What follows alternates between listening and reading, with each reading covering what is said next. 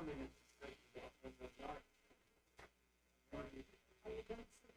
then you've got this sense of positive nature.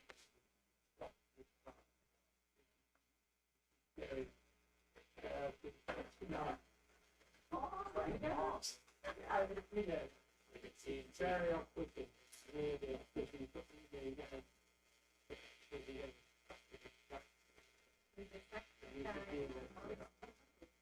And I was saying to be quite good at teaching as well, but this is where you have to actually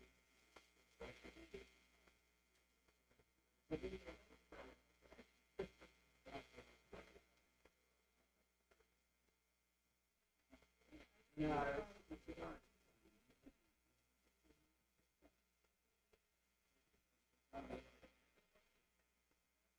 You have to be a place where you have to, I think eventually it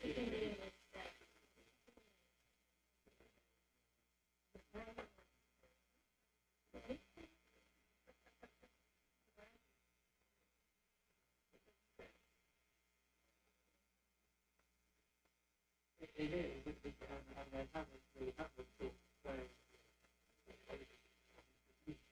you know, I'm not really.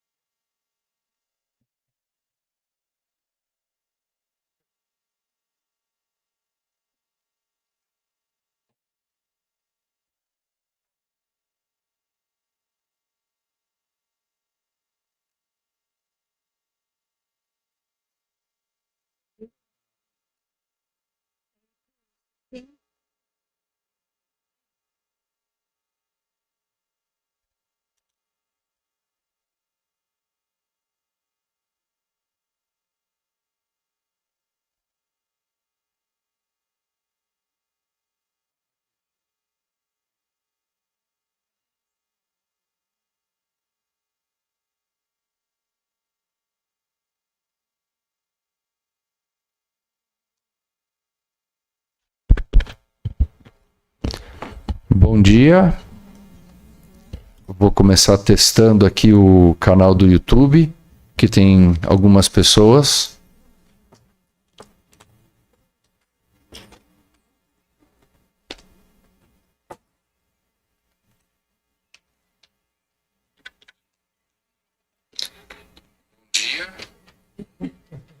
Vou começar testando aqui o canal do YouTube, que tem algumas pessoas. Ok, so it works.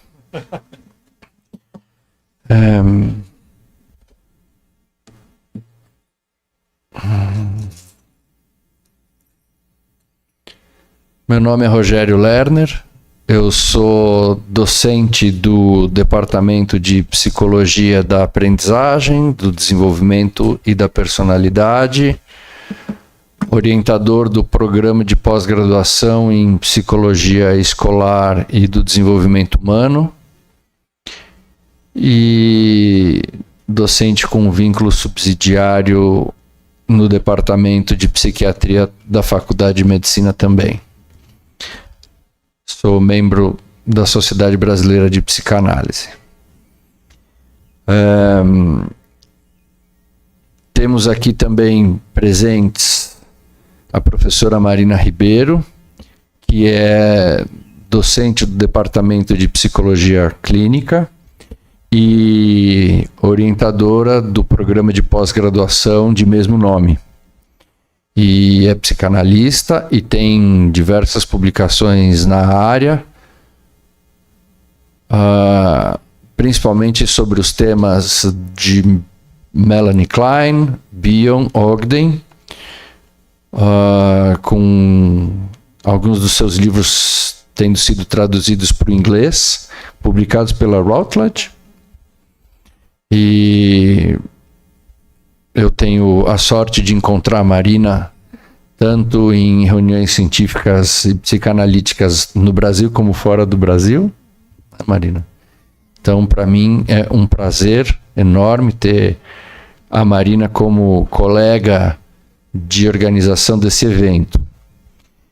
Temos também o professor Leopoldo Fugêncio, que é uma espécie de irmão para mim, e é docente do mesmo departamento, orientador do mesmo programa de pós, que tem uma vasta publicação e é uma referência a respeito do trabalho de Winnicott e também a respeito do assunto de teorias de desenvolvimento em psicanálise.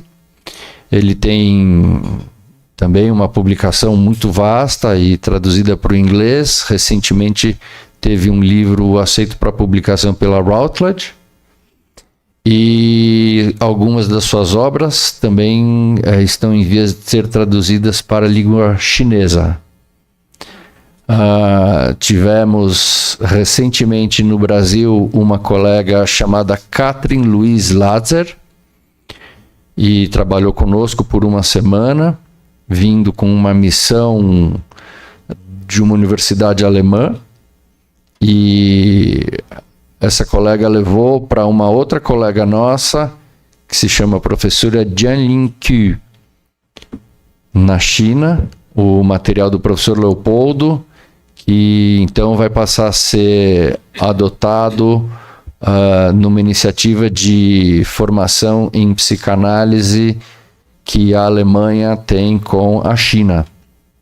Então, para nós é motivo de muito orgulho, em termos do departamento e do instituto, da universidade de maneira geral, ter essa projeção dos nossos colegas e uma alegria pessoal por serem pessoas tão queridas. E eu quero apresentar o nosso convidado de hoje. Professor David Tuckett é um Distinguished Fellow do Instituto de Psicanálise da Sociedade Britânica de Psicanálise e atualmente ele é professor e diretor do Centro de Estudos de Tomada de Decisão em Cenários de Incerteza no University College London. Ao longo da sua carreira, o professor David Tuckett trabalhou em parte na sua clínica particular, ao mesmo tempo conduzindo pesquisas nas áreas de psicologia, medicina, ciências sociais e, mais recentemente, economia. Ele tem um trabalho muito importante na área da tomada de decisão em cenários de incerteza no campo econômico. Ele é um economista de formação. Ele já assumiu posições em várias instituições acadêmicas, já ensinou sociologia, psicologia para alunos de medicina como parte do seu treinamento. Ele já foi presidente da Federação Psicanalítica Europeia, editor-chefe do International Journal of Psychoanalysis e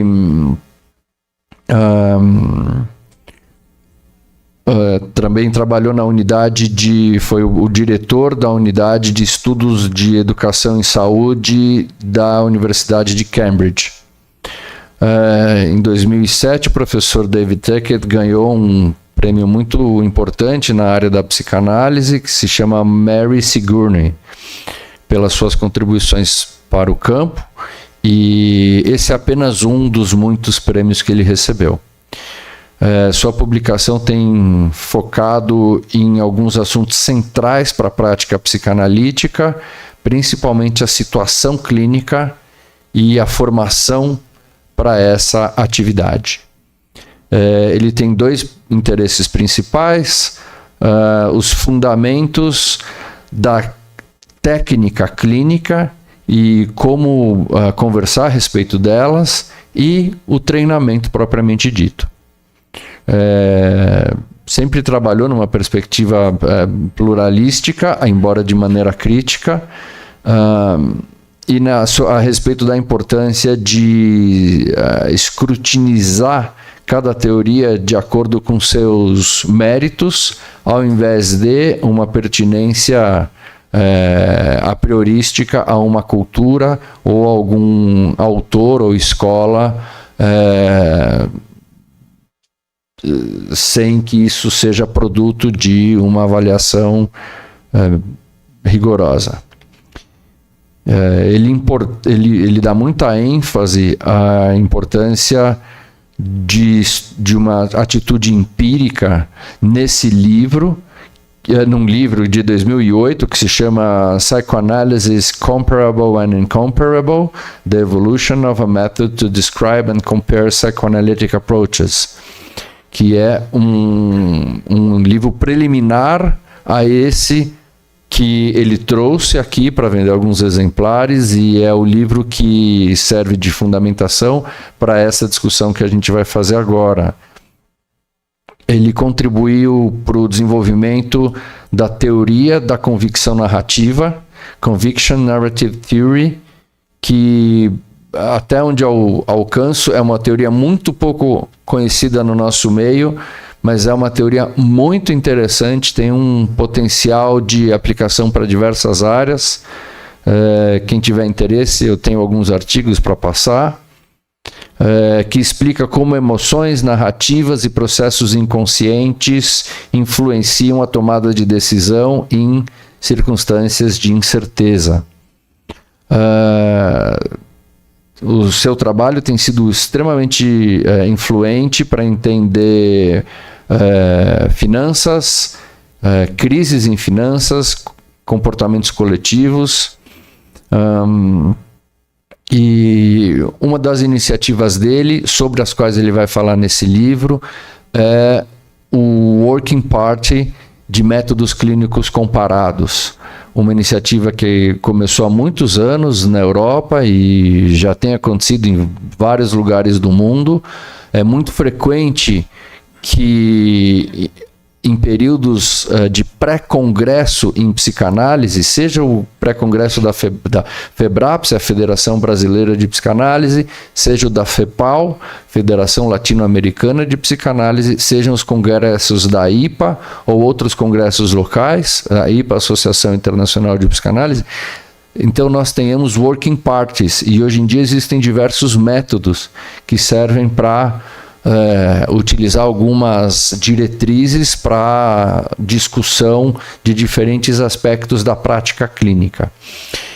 Bom, falei demais, eu estou muito feliz por vocês estarem aqui. A gente, né, é uma oportunidade ímpar ter um pesquisador, um psicanalista da envergadura, da importância do professor David Tuckett. Para nós é uma honra tê-lo aqui, é um privilégio ter a sua presença aqui. Eu estou feliz que tem mais gente chegando. E eu queria fazer uma pergunta para vocês. Vocês precisam, alguém precisa, sem timidez, vocês precisam que seja feita uma tradução consecutiva? Ou ele pode falar em inglês? Os slides estão em português. Pode falar em inglês? Tudo bem? Se alguém não entender alguma coisa, levanta a mão, interrompe, a gente faz o melhor para explicar. Tá bom? Pode ser assim? Eu estou de olho no chat aqui da... Eu estou de olho no chat da transmissão do YouTube, tá? Muito bem. Então, com isso, Professor David Tuckett, vocês querem falar alguma coisa? Leopoldo quer falar? Então, Professor, the mic is yours. So, thank you very much for inviting me, and thank you very much for putting up with my speaking English. I will try to speak slowly. And thank you for all your kind words. So, this paper was prepared for the research conference in Buenos Aires of the IPA. And I begin with some comments about research. So, to me, research means engaging in systematic efforts together to ask questions and try to support answers with evidence in a way that aims to achieve a degree of uncompelled consensus. This is a phrase of Gadamer. It's characteristic of a work group in Beyond Sense, if you're familiar with that. And therefore, I think it's especially important in psychoanalysis because it's an antidote to omniscient thinking and basic assumption group functioning that we sometimes have in our societies. Now, research in psychoanalysis has taken a long time to get going and is still a minority activity treated with some suspicion. I've been doing research in various collaborations since I was 21, so that's a long time ago. I started with why patients go to psychiatrists and what their expectations are. I've moved on to the social epidemiology of depression, the success of medical communication, the decision-making of financial markets, how that produces instability, decision-making in central banks, about how to control inflation, and more generally, how decisions are made under uncertainty. So as Rogerio kindly said, with my team, we now have this thing called conviction narrative theory, which has as its base psychoanalytic thinking about unconscious fantasy and the depressive and paranoid schizoid positions, if you're familiar with those, but which is expressed in a cognitive science, neuroscience language, and is beginning to be a little bit influential. So today I want to talk about my most recent work, And that begins with a research problem. So, to my way of thinking, there is no such thing as one method for doing research. You first need a problem, and the best research since all time is always, I think, to do with people who manage to ask a good question. A good question being a question you can think up ways to try and answer. And so a well-posed question is very important. Now, the research question that I was interested in is the one prompted by pluralism in psychoanalysis. So as I'm sure very familiar here, when Freud invented psychoanalysis, he himself developed what it meant over his lifetime, and he also controlled pretty authoritarianly what other people could call psychoanalysis until he died in 1939. After he died, in different parts of the world, various people tried to claim Freud's mantle. They tried to continue the system of deciding things essentially via authority. And in some places this was worse than others. So gradually that broke down, and it's a topic I would like to talk to, but it's too long, I think. But for example, in the United States, it broke down in very unhappy circumstances. I think the problem with psychoanalysis, or a problem with it, is that the theories are part of people's whole way of being. So changes in theory or disagreements with your own analyst and things like this are very, very complicated ideas. And certainly in the United States, in the 1950s and 60s, a lot of unhappiness was created by a very rigid way of thinking. To my mind, this has then led to an opposite tendency, which we might be able to talk about at the end, but which is a tendency for what I call anything goes. And this is problematic. So we know from good work that's been done by people like Werner Bolaba, Peter Fonagy, Jorge Canestri, Marina Altman, we know that today psychoanalysts use the same concepts in completely different ways. And that is a huge problem for communication. So words like transference,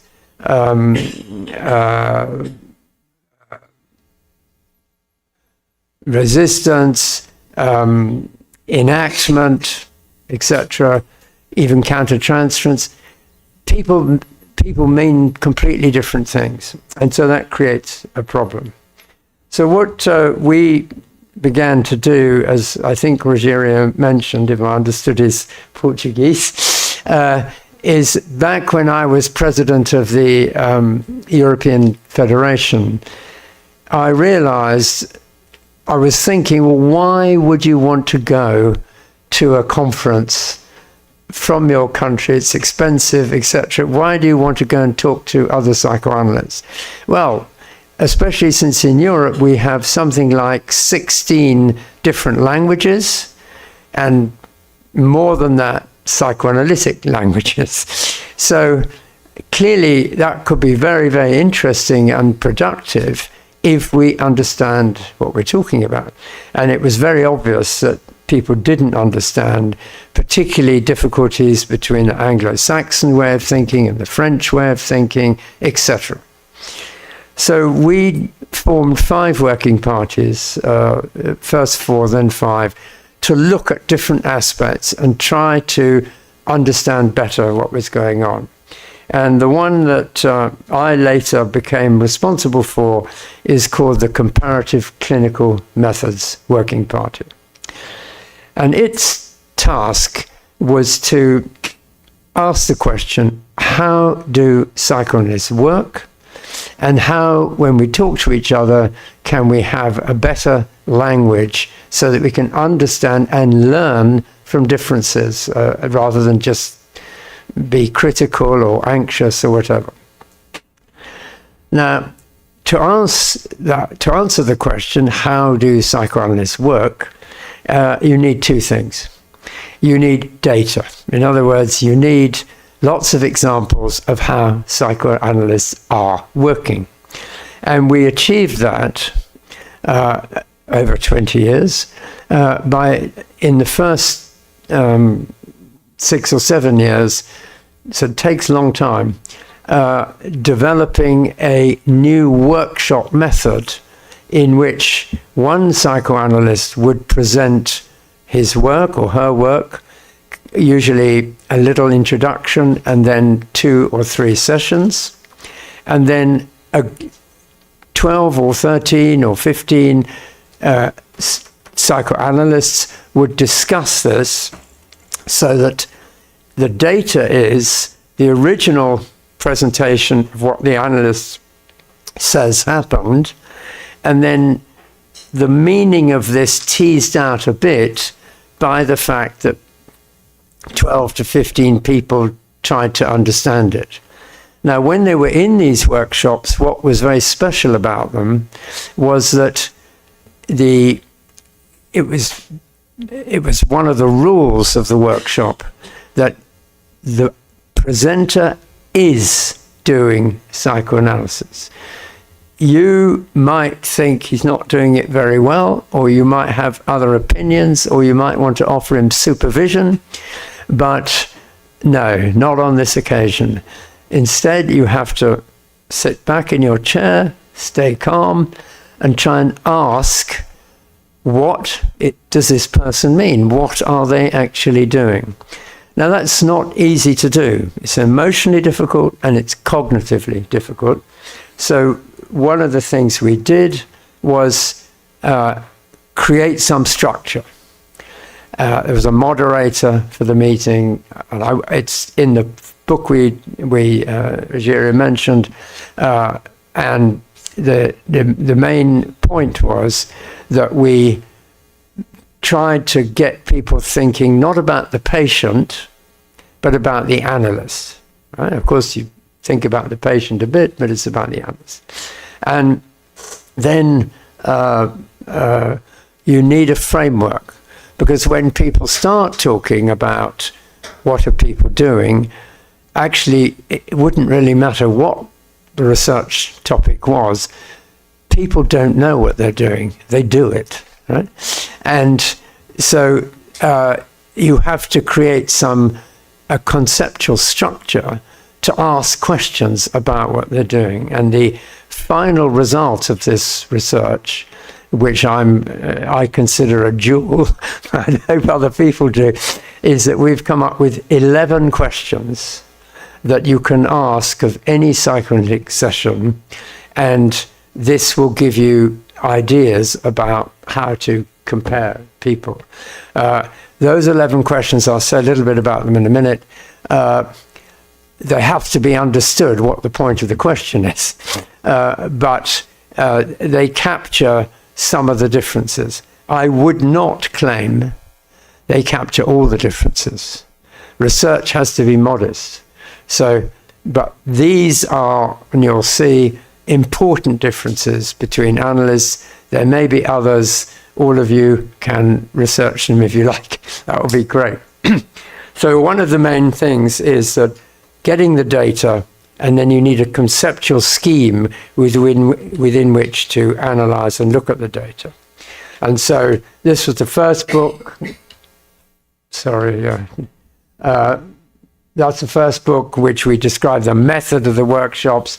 And then this is a second book which we've written over the 2 or 3 years before it was published in 2024.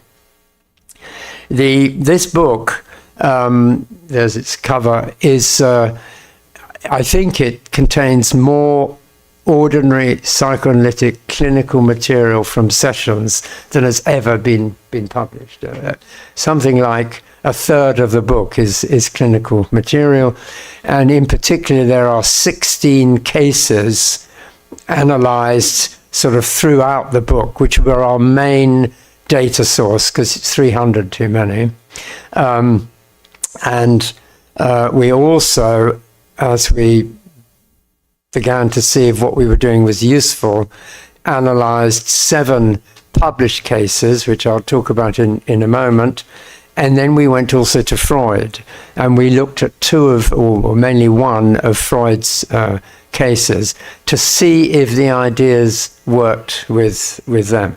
Now, of course, it's very different doing it with a live analyst in a group where you can talk to the analyst than it is doing it with Freud or Bion or someone who, of course, you can't ask questions. Okay, so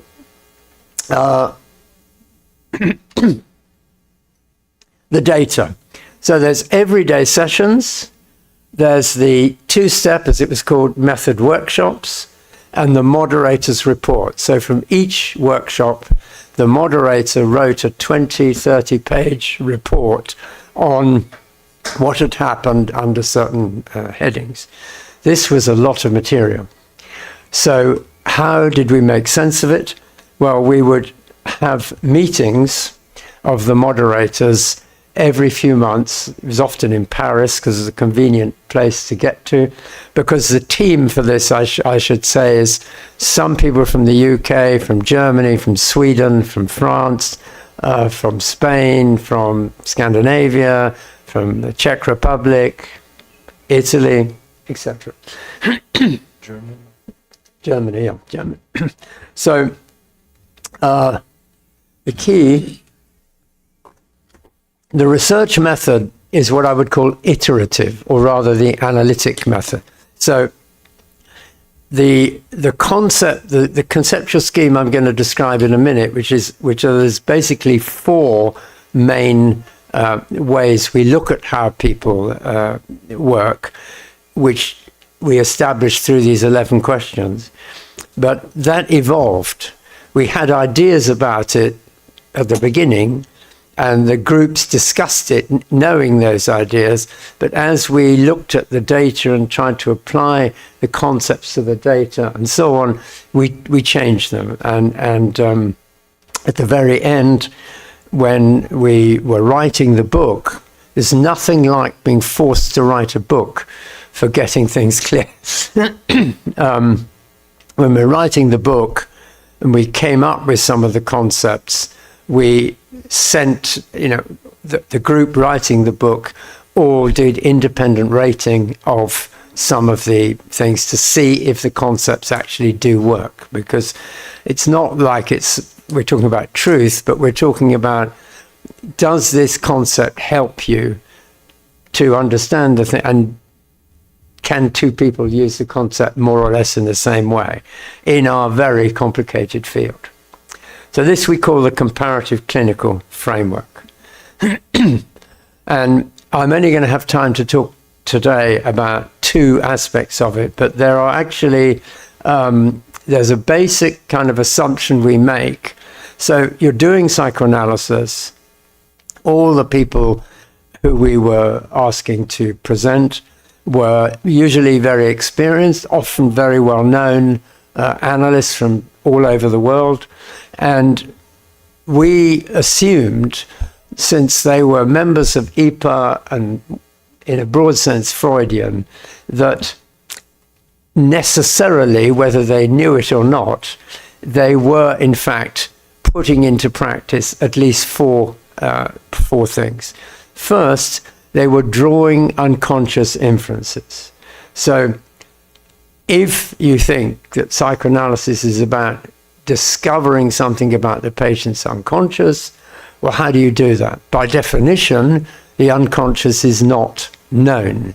And by definition, according to Freud, it's inaccessible, more or less, except through psychoanalysis. So how do you think you're doing that? The second conceiving the analytic situation. Now, this is actually transference, but for reasons I've already told you, transference is an unsafe word to use. So we define it, and I'll explain to you a bit more about that in a moment. But how does the analyst conceive that? We also looked at how does the analyst conceive the problem or the trouble that the patient has, how has that come about in a psychoanalytic way, and also how does the analyst suppose that what he or she does is going to make a difference. So as I said, I'm only going to talk about 2 today, but they're all there.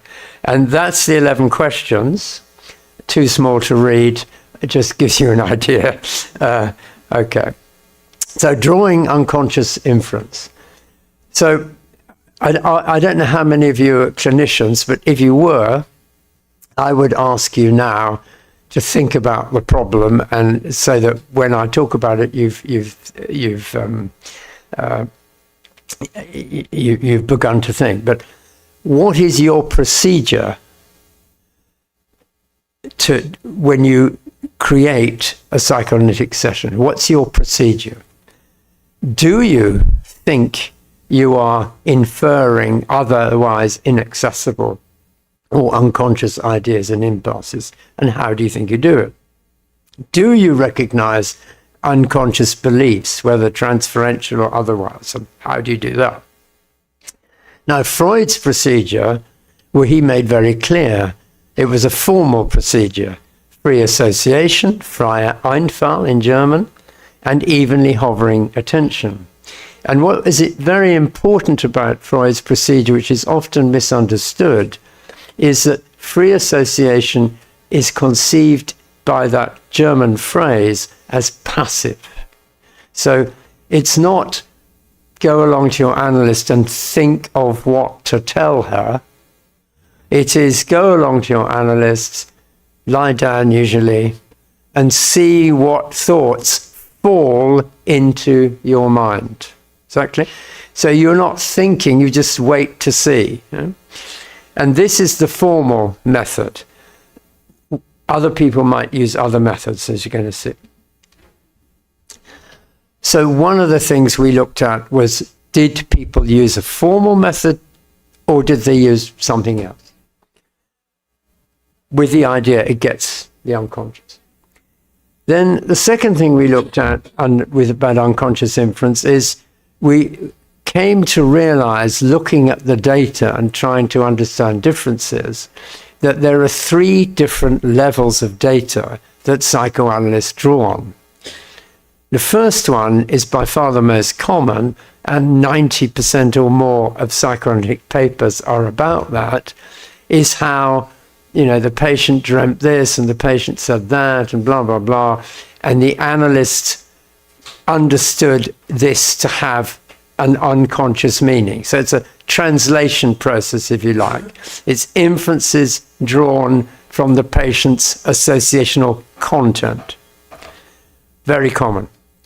The second level is inferences drawn from the analyst's responses. So we said evenly hovering attention, or if you're interested in Bion, it's pretty much the same thing, is his idea that you listen without memory or desire, that during the session the analyst will find thoughts falling into his mind. So again, a passive process, or feelings, or memories of himself or the patient. Subjective material of the analyst. So that's a second data level. And then the third data level is you could think of it as a meta level, which is analysts who use the combination of level 1 and level 2 to have a different third meta level of what's going on via reflexive curiosity. So I'm going to give you an example in a moment. Now, transference, it's necessary to think a little bit about transference in order to get to the next point. So you won't find the quote here in the book, unfortunately, because we hadn't thought of it then. But I've got it for making talks like this. But Freud writes, it must be understood that each individual has acquired a specific method of his own in his conduct of his life. This produces what might be described as a stereotype plate. In German, that is ein Klischee, or several such, which is constantly repeated, constantly reprinted afresh. Ein Klischee is a word for a printing press, among other things in German. So, copy, in the course of the person's life. Now, for those of you who know anything about modern neuroscience and particularly computational neuroscience, my colleague at UCL, Carl Friston, has developed the theory of what's called predictive coding. And how predictive coding works is the assumption is that the way the brain works is to constantly make a prediction about the experience, about the situation we're in and what's going to happen next. So it doesn't start with a blank page and sort of look around and make a decision. It already makes a prediction based on past beliefs or something like that. And then what it's very good at is noticing where the prediction is not proving correct. Actually, that is via the affect system in the body. So you could think of transference in the way Freud defined it as this ein Klischee, as exactly like the Friston model, with one difference. In the Friston model, people update when they're making a mistake, when they find they've made a mistake. In the transference model, the whole problem is people don't update, or the updating is sticky. Okay, but I think that helps to think about it. And so this little diagram here shows you how you can think about that. So what we're thinking about as psychoanalysts is X, right?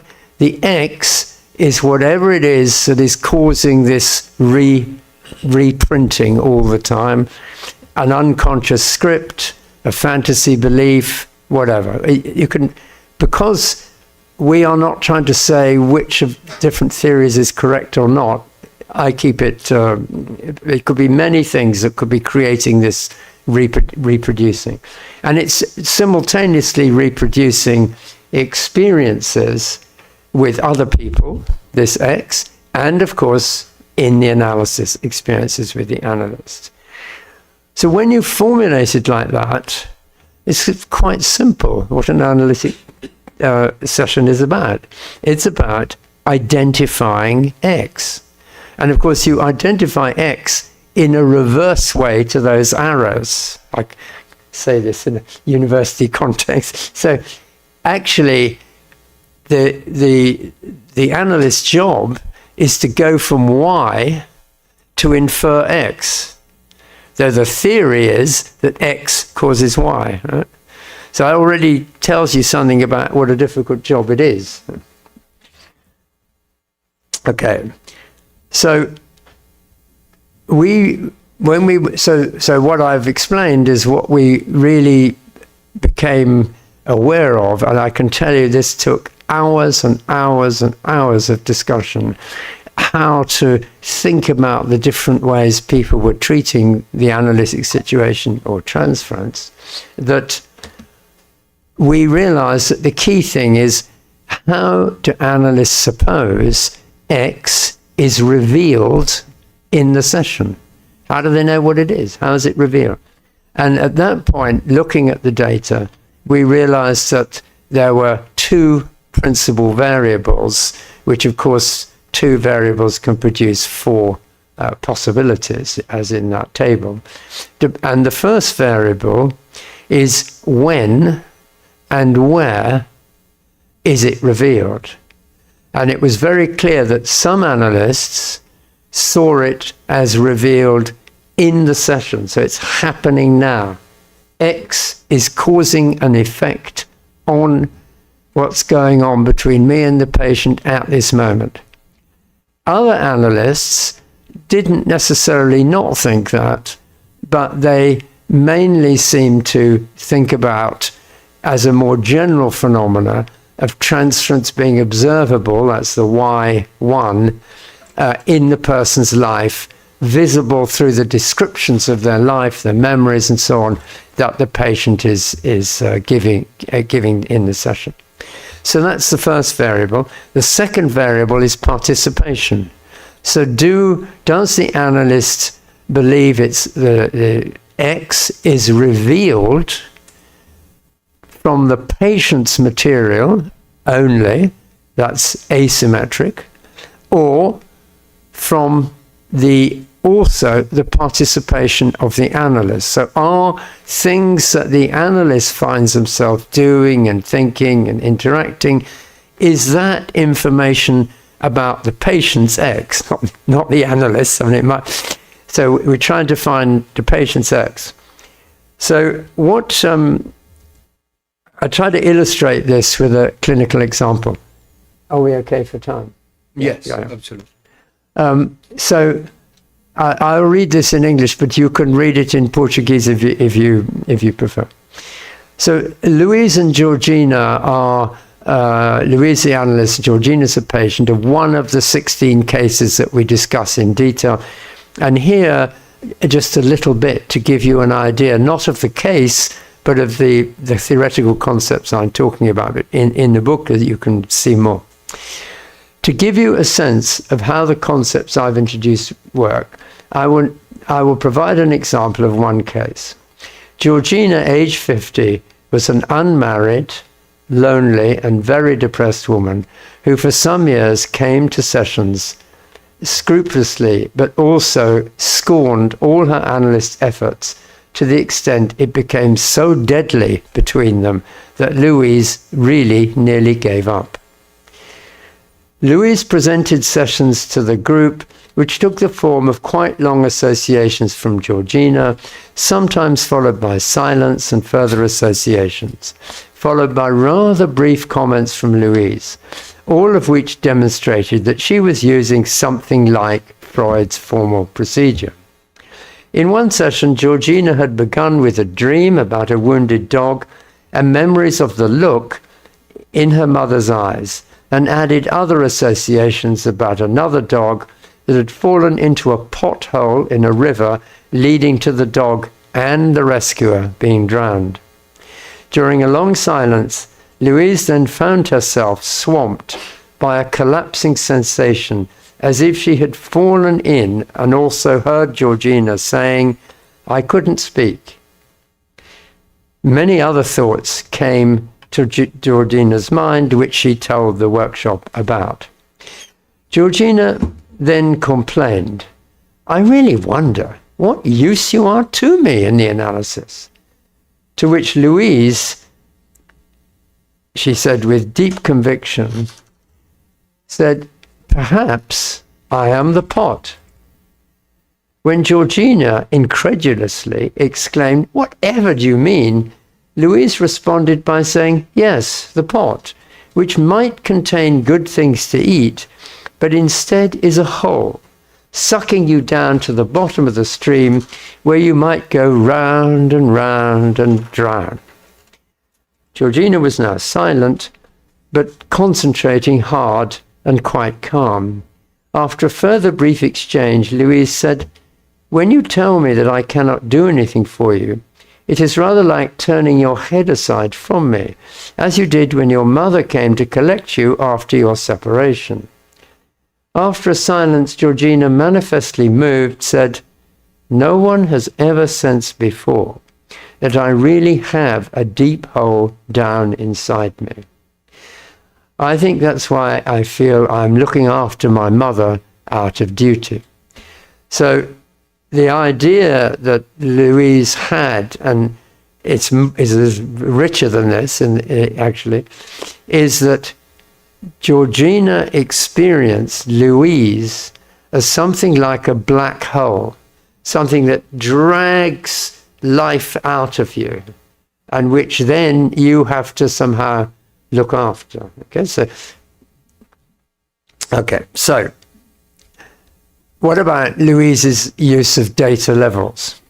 So you notice that the sessions took the form of quite long associations from Georgina, followed by silence and so on, and quite short interpretations. So this is a good example of an analyst using a formal procedure that Freud argued for.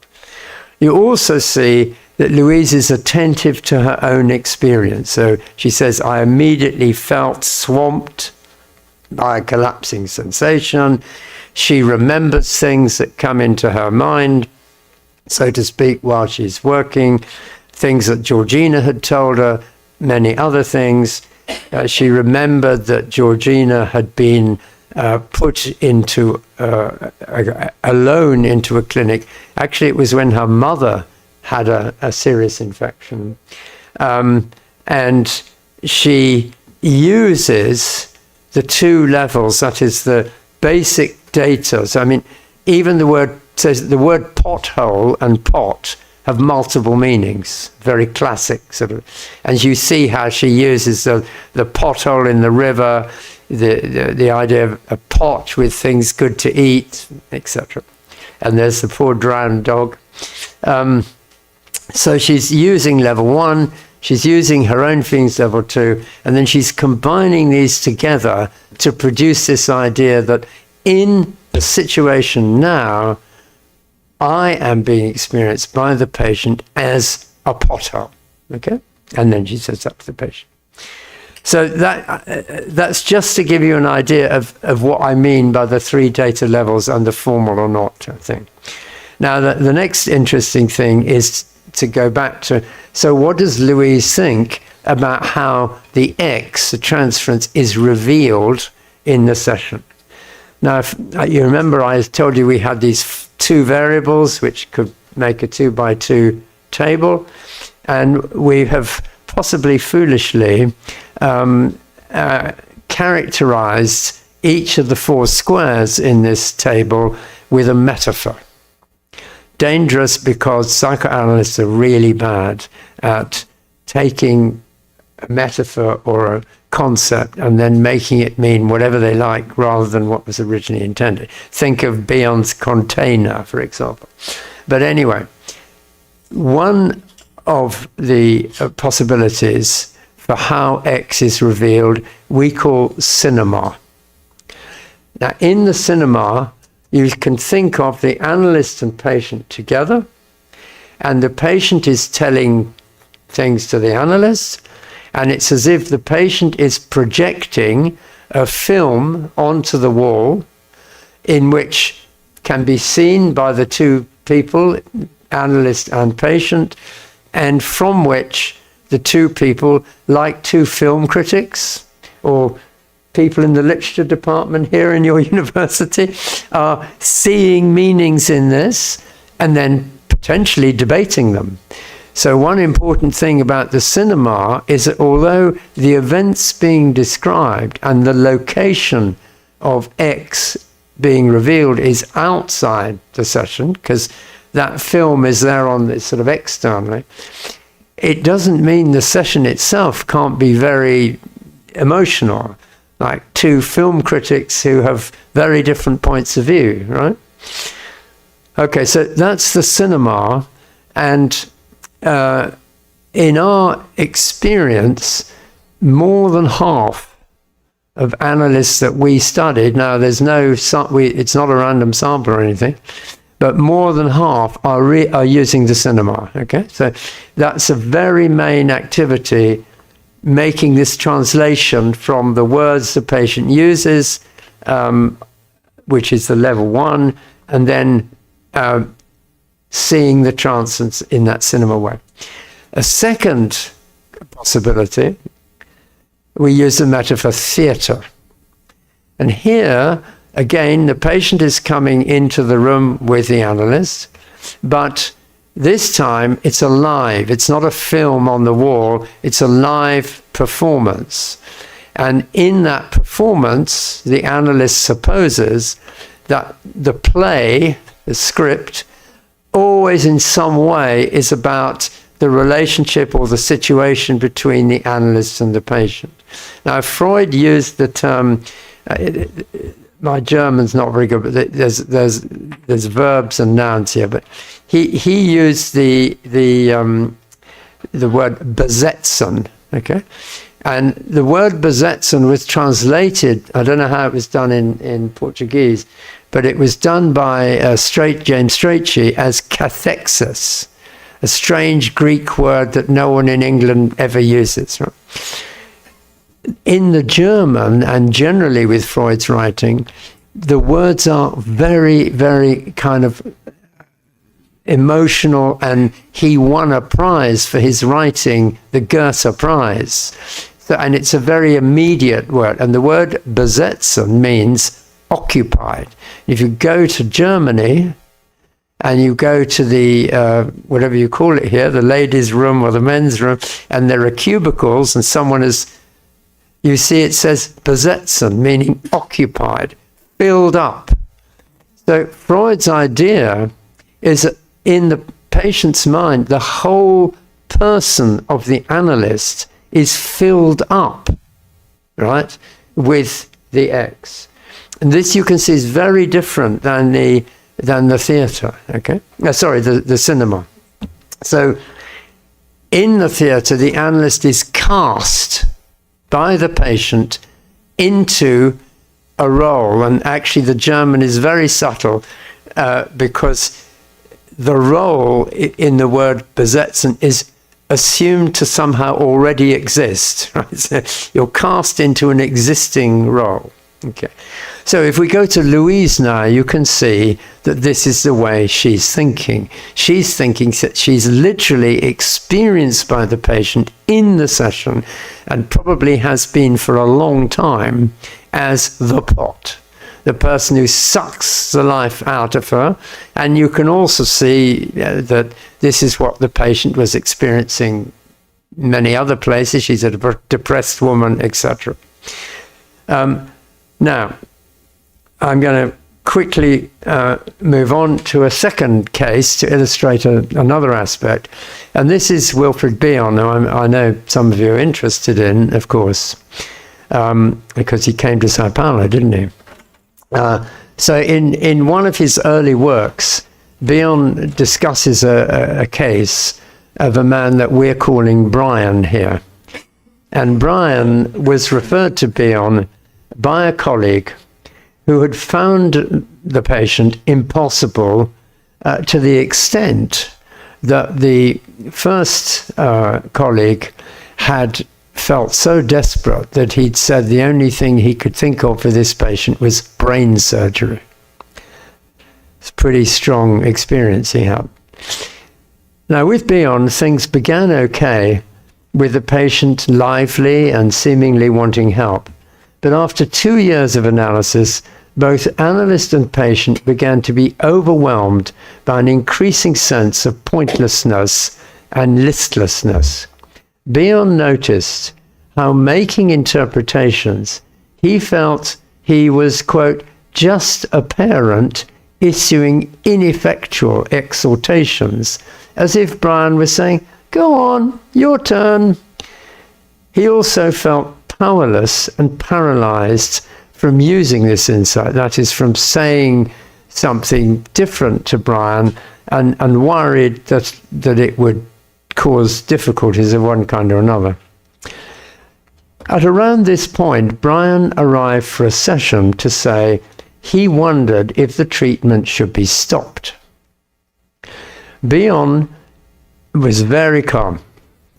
He responded with a number of even-handed statements suggesting Brian might be right, but that first they should see what stopping might mean to him, posing several alternatives. And you can read this at length, of course, and what is remarkable is, I think, is how Bion managed to convey that it really was up to Brian. So he wasn't trying to make him stay. He was saying, well, you could look at it like this. And And so he made this speech, and Brian was silent. After a little bit, Bion made a prompt and said, well, what's fallen into your mind? He said, what's in your mind? And Brian said, well, he was thinking of a woman with rheumatic pain. She's always complaining about something or other, and I thought that she's very neurotic. I just advised her to buy some Amityl and packed her off. But they weren't tranquilizers, actually. That's incorrect. And doesn't matter. Bion immediately felt enlightened as to what was going on and understood that this woman was him. Now, in the terms that we've just been discussing, he was being cast as someone bothering the patient, who the patient had to keep at a distance and stop going away. And well, I won't read the rest of it. I think it's obvious. Now, the key point here is, how was he seeing the transference? So this is interesting because you can see that Bion had a suspicion that something was going on between the two of them that was making him feel imprisoned, if you like. He didn't feel comfortable with saying what he wanted. He thought the patient was just wanting to hear him speak and so on.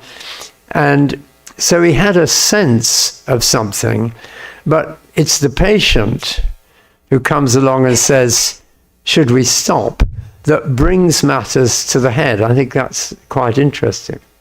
But you can see that what then Bion easily does is see how he's been cast into this role of the old woman. So this has come from an awareness, not just of what the patient has been saying and in his associations, but also from Bion noticing that he's been participating in this particular way of carrying on. So for this, we use the metaphor immersive theatre, because the transference has been revealed not just by Bion thinking of the patient casting him in a role, but also by the way in which Bion has managed to work out, due to the patient coming and saying we need to stop, showing that he thought things were not very good. Bion has become aware that he's been casting the patient in a particular way. Now, what's fascinating about this case, if you read it, is that Bion shows that what actually was underneath all this was massive rivalry in the patient's mind, who felt that if they had a more sort of open relationship, there would be such violent sexual rivalry that there would be blood on the floor, so to speak. And so he's keeping all this at a distance by the way he was carrying on. Okay, but this is an example of the immersive theatre, which is where the analyst recognizes that he is contributing to the situation, and that allows what it is to be revealed. As to data, I don't think I need to explain it to an intelligent group here, but clearly Bion is using level 1, 2, and 3, right? Now, we do have a fourth metaphor, which I can answer questions about, but it's a bit complicated to go into. It's called dramatic monologue.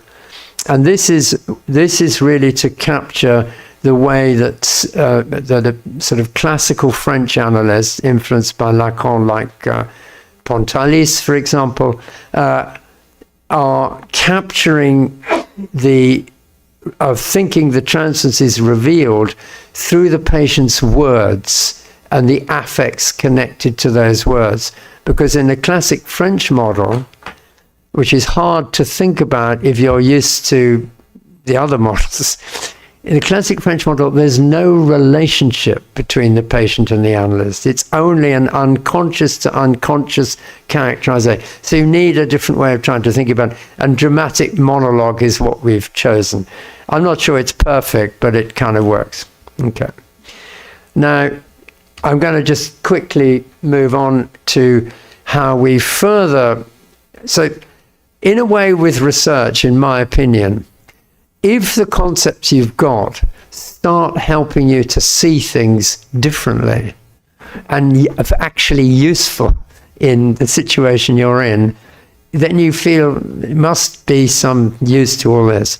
And so one of the things that happened as we began to create these concepts and get them straight in our mind was we went to look at the Bion case and Andre Green case and some relational analysts in the United States and so on, and see, well, what did that tell us there? And then we also looked at Freud, because one of my colleagues, Michael Dirks, is German, and he is very interested in the case histories. So the first thing to say is that if you look in Freud's work, he does use all three of the models I've mainly talked about. So Freud's traditional way of working was with basically the cinema. So if you think of how he was with Dora, for example, the Dora case, Dora's telling him things, he's using that as if it's a film there, and he's talking to her about repetitive things. He's got it. And of course what happens is she gets frightened, she leaves, and Freud invents a theory of transference, I think mainly to manage his upset, which is not unreasonable and is a very good theory. But by the time he comes to work with Ernst a bit later, it's perfectly clear he's learned nothing from the Dora case, because he proceeds in exactly the same way. So if you look at the case, he very quickly has a hypothesis that Ernst, the rat man, has got an internal X, if you like, which is that he goes around thinking people are like his father, trying to punish him. I'm oversimplifying the case. And he tries to say this to Ernst on a number of occasions, and Ernst, don't know what you're talking about. It's just, my father was a nice chap. I don't think that, etc.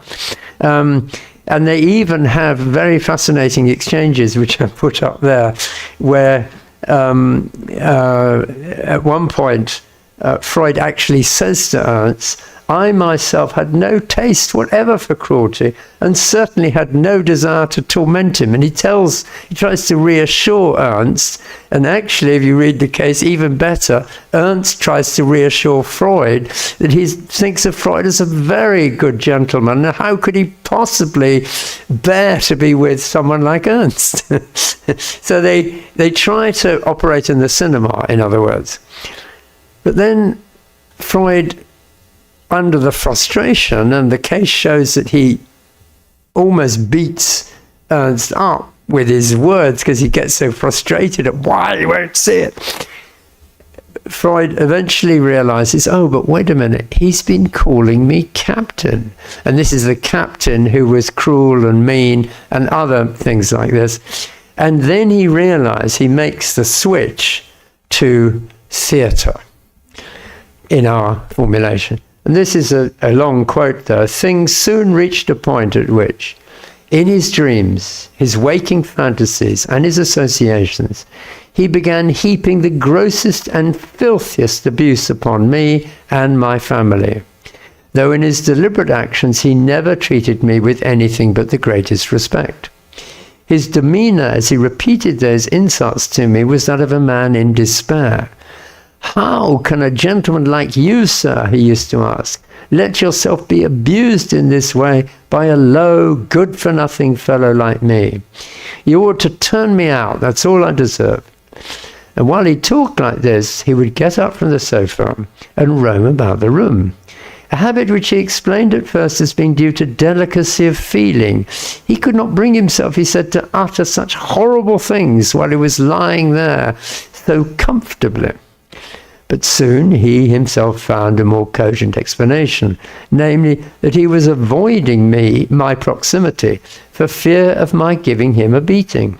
If he stayed on the sofa, he behaved like someone in desperate terror, trying to save himself from castigations of terrific violence. He would bury his head in his hands, cover his face with his arm, jump up suddenly and rush away, his features distorted with pain, and so on. He then recalled that his father had had a passionate temper, and sometimes in his violence had not known when to stop. Thus, little by little, in this school of suffering, the patient won the sense of conviction. Now, I believe that Freud was so excited with proving his theory, that is, that these infant sexual experiences, etc., are what's causing the problems, that he devoted his energy when writing this case up to telling the world about this exceedingly interesting finding. As a result, although he clearly did invent the idea of transference conceived as theatre, I'm not sure he really knew it. Certainly he didn't convey it. And there aren't many other cases to go on, but most of the cases, and this is true of many other analysts too, when you write papers, you're usually excited to tell everyone about your ideas about what's going on. And so this may be why the people are not so aware as they might be about the theatre. So if we look at those four, go back to the four different versions of how X is revealed, we can see that Freud definitely used cinema.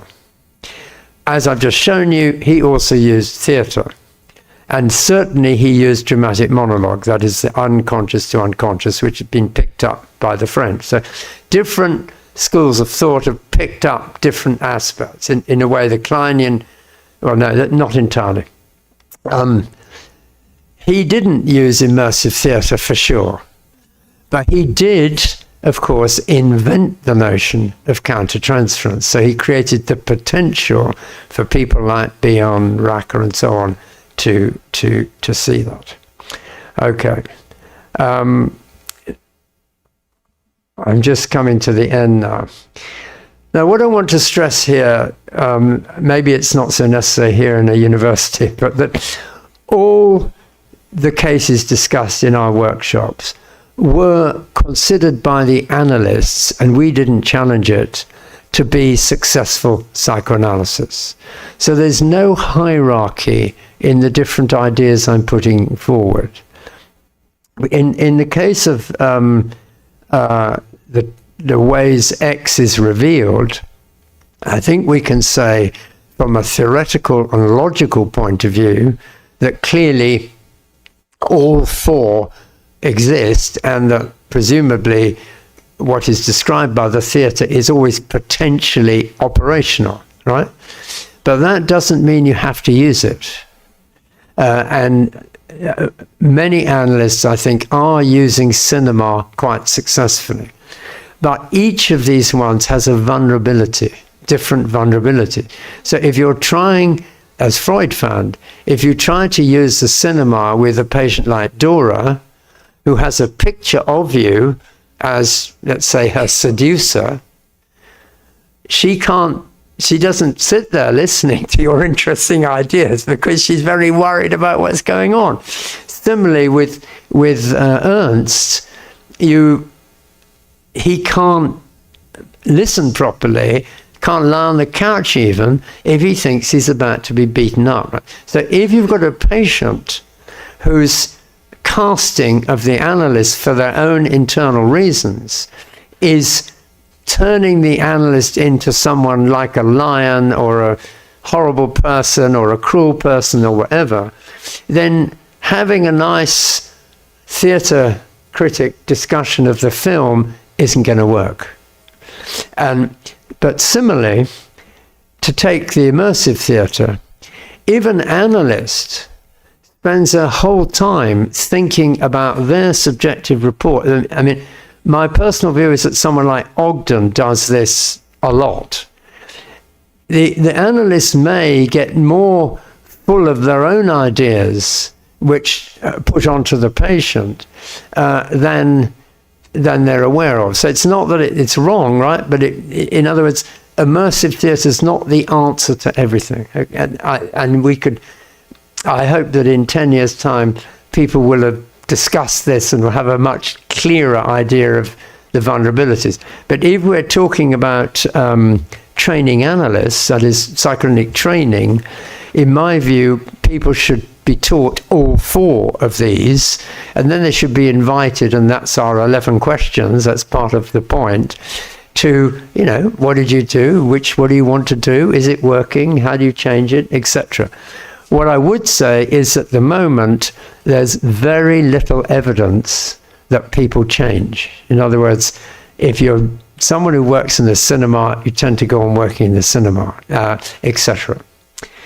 So lastly, to finish, is to remember the whole point of this project is to try to create a better language for discussing what psychoanalysis is, allowing for difference, and a better possibility for, therefore, training psychoanalysts with not just 101 theories, etc., but actually getting to the essence. So in this, this is Freud's statement in 1923 in his encyclopedia article, What is Psychoanalysis? A procedure for the investigation of mental processes which are almost inaccessible in any other way. A method based upon that investigation for the treatment of neurotic disorders. And 3, a collection of psychological information obtained along these lines, which is gradually being accumulated to a scientific discipline. So this third point speaks to the problem of, if you're not using the procedure, is your data the same as data from people who use the procedure? The second point, the method, is complex, right? Because one of the things that you don't find in Freud is anything about making correct interpretations or words that are now common, especially in the English language. We give insights, we give interpretations. As Freud's idea of the method is not that at all. It is what he called the Junktim. Are you familiar with this idea? That the setting up the procedure in which the patient does the free association, the analyst does evenly hovering attention, and then makes comments, that's an experience which both parties engage in as best they can, and it's not about making 1 or 2 or 3 correct interpretations. So in the Junktim, the idea is the actual experience of the investigation done using the procedure properly is what creates the cure, right? So here, I'm not sure if you can read it, is an attempt I've made to help psychoanalytic institutes to think about what they teach. So down on the right-hand side are the 11 questions. So they each relate to these questions. On the left-hand side, there are the 3 things I've just mentioned from Freud: procedure, method, theory, right? The next column, objectives, specifies what's meant by those. So, for example, procedure, create a formal investigation of almost inaccessible mental processes with frequent regular sessions. Principles as to how you do it. Well, first, the fundamental rule. Second, the evenly hovering attention. And then method, sustain the investigation using the procedure by recognizing and trying to reveal unconscious mental processes present in the sessions. And this, boils down to three things under principles there: that you recognize signs of unconscious presence, that you recognize signs of stereotype templates, cliches, X's, and that you interpret the presence of transference and unconscious signs sufficiently to sustain the process. And so on. It's a complex thing. But the idea is that there can be a theoretically based set of ideas about what candidates, analysts in training, should actually be able to do. Now, of course, having said all that, you can set up the procedure as much as you like.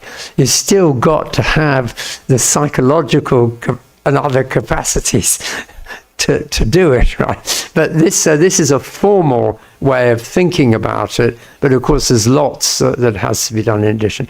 So thank you very much for listening to me. I hope I was comprehensible in my English. Thank you.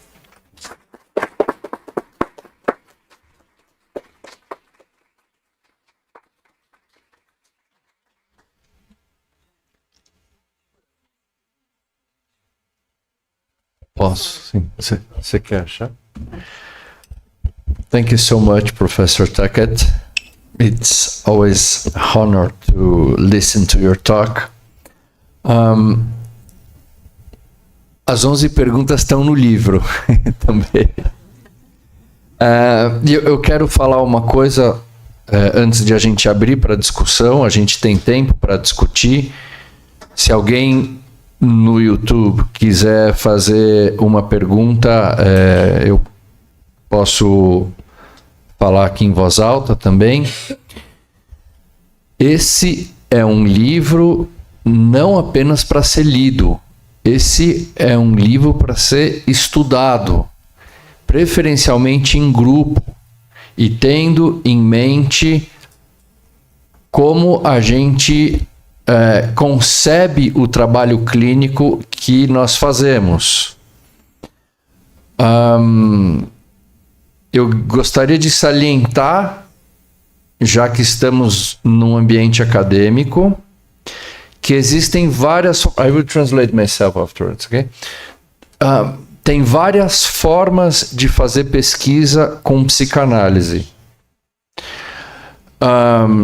Aqui a gente está vendo um trabalho de pesquisa que foi feito a partir da prática psicanalítica, para refletir sobre essa prática psicanalítica, e que pode, então, como foi apresentado aqui,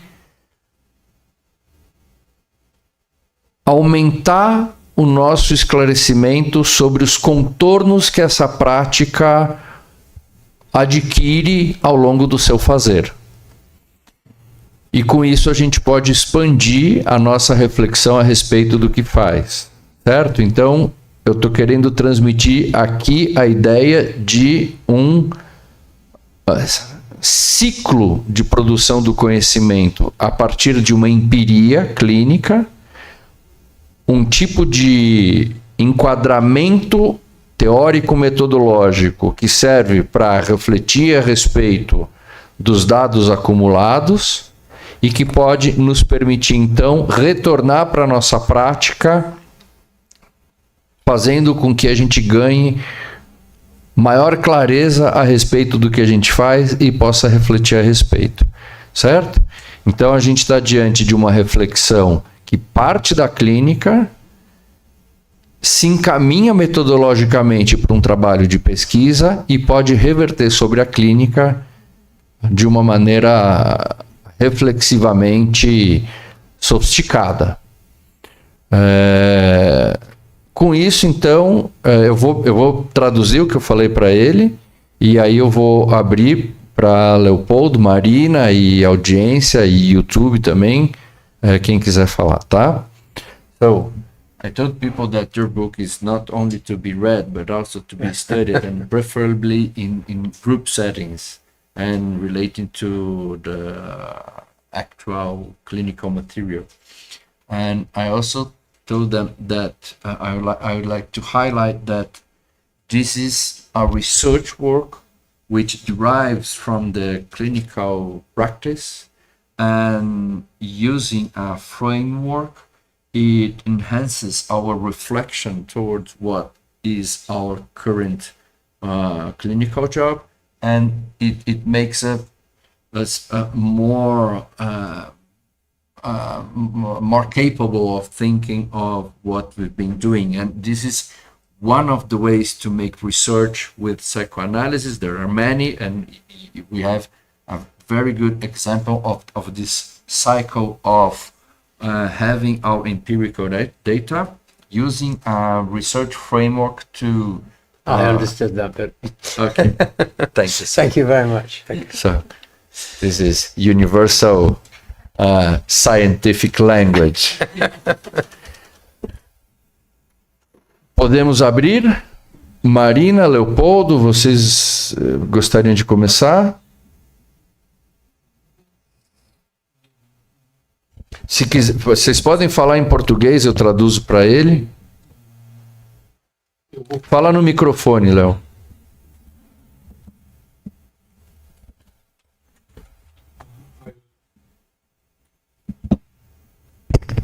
Hello. I will talk in Portuguese because I think better in Portuguese.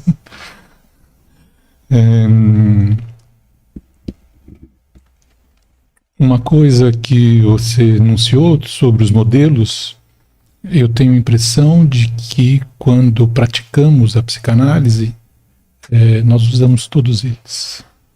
So one thing that you presented about the models, Leopoldo thinks that when we do psychoanalysis, we use all of them. Use All of the models that Okay. you presented. Então eu gostaria de partir de um sintoma e fazer um raciocínio para que você pudesse comentar. So he will bring about a symptom and think about it, reflect about it, and he will wonder what your comments are on this. Suponhamos o sintoma self-harm. For instance, self-harming. The self-harming, self-mutilation.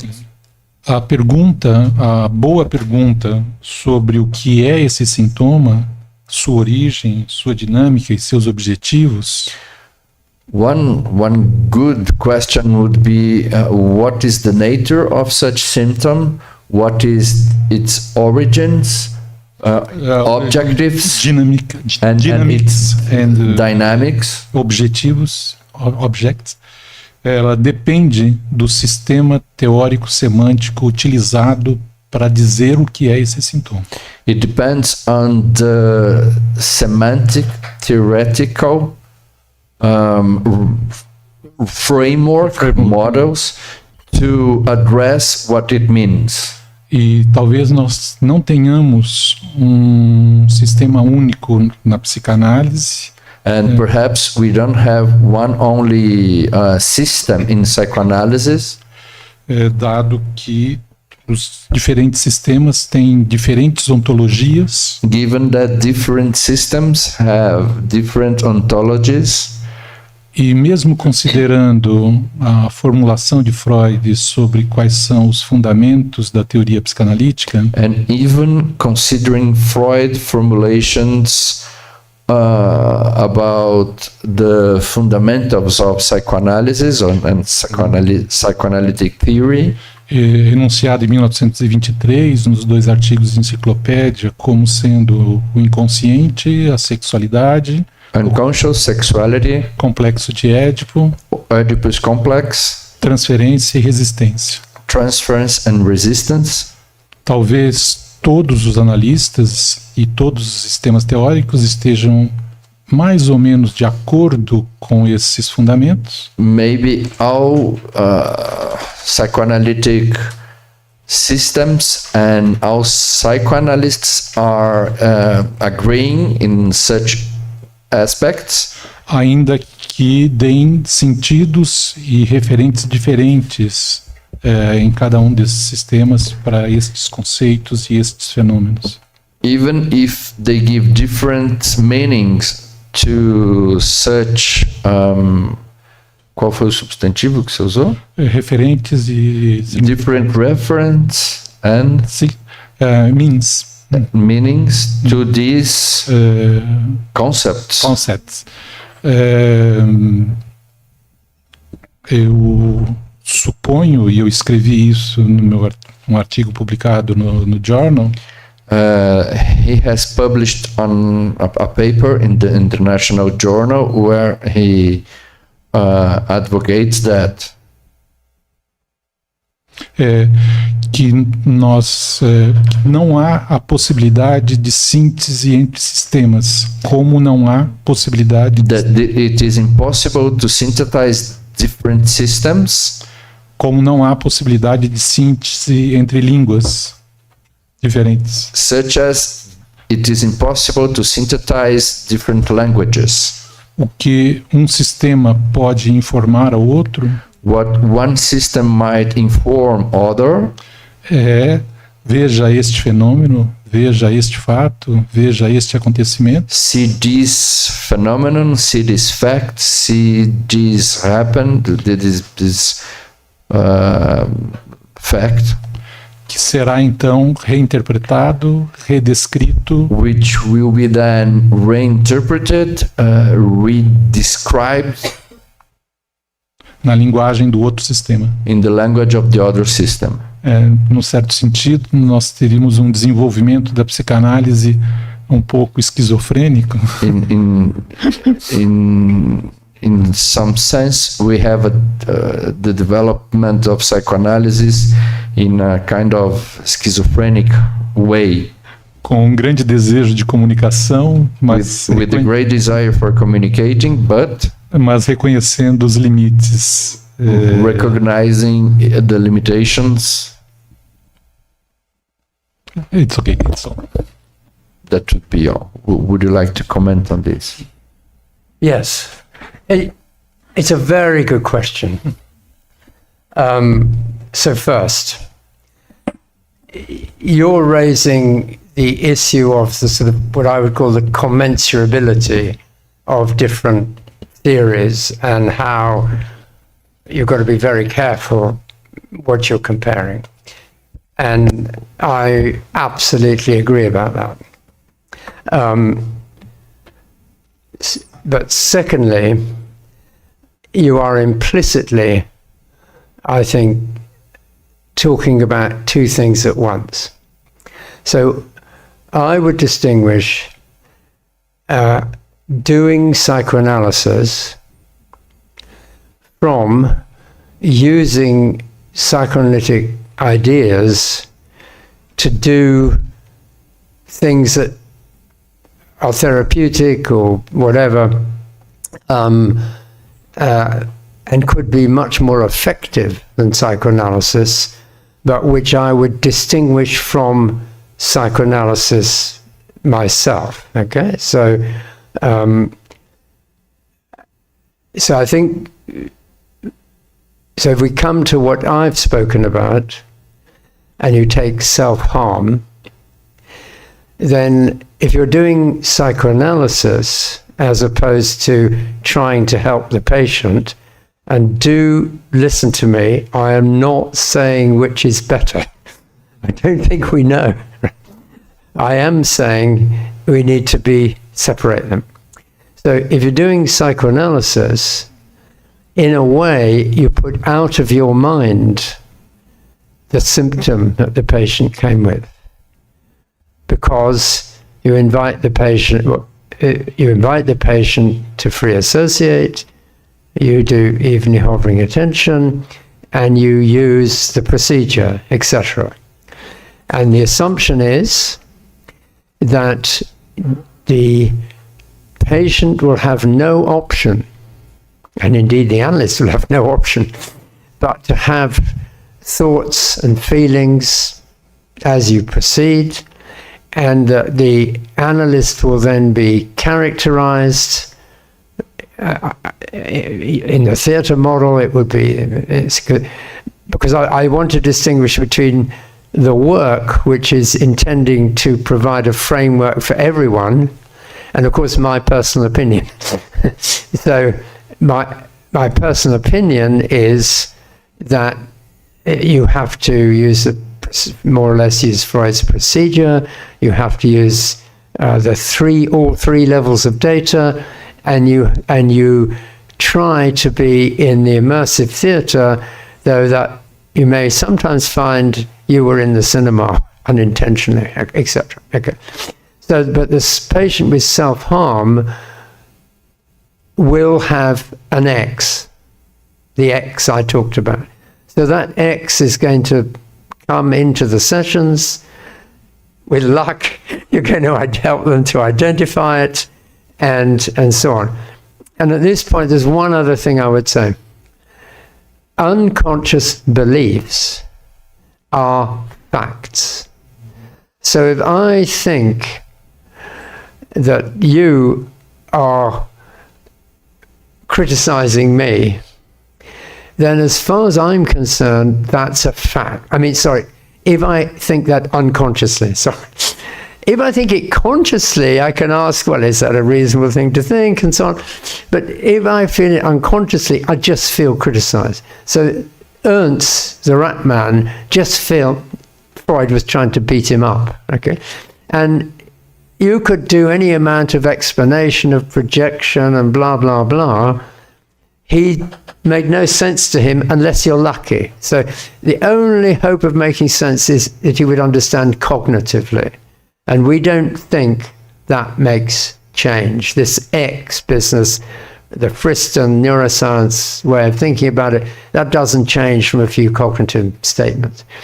So, in other words, you try as an analyst to use the method, and with its self-harm, it's all going to come out. Okay. Now, as I said, there's another, if you're, say, a psychiatrist, or if the patient can't manage the situation. I mean, the patient may be so, may have the X, may be making the analyst so terrifying that they can't even come.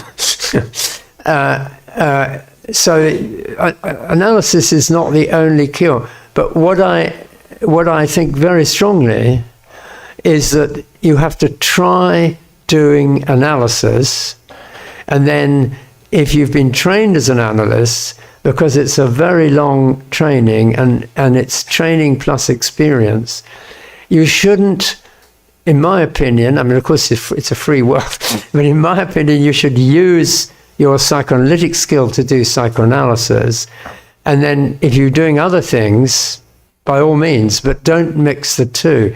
So to give an example, supposing a patient comes in and is very frozen or apparently can't associate, or comes and says, I don't know what to talk about, doctor, I've got lots of things in my mind, I don't know which to start with. I assume that such a patient has got a picture of me unconsciously in which, in effect, the patient believes I'm a liar. I've told them analysis is free association.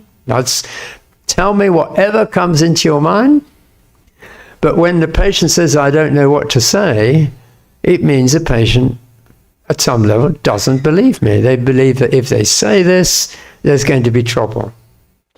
So I don't know if you see what I mean, but I think there's lots of ways we can use psychoanalytic insight outside psychoanalysis, but we also need to keep psychoanalysis like that, because otherwise you can't do it. If you mix it, it doesn't work. You can't mix free association with other things. I don't think.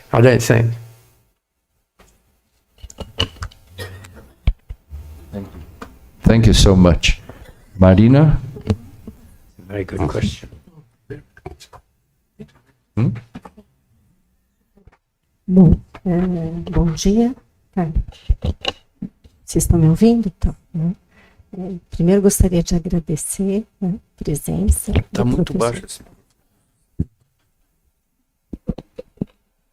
Gostaria de agradecer a presença do professor David aqui, e um trabalho tão extenso de pesquisa, né, por tantos anos, né, tanto material clínico, e fazer alguns breves comentários.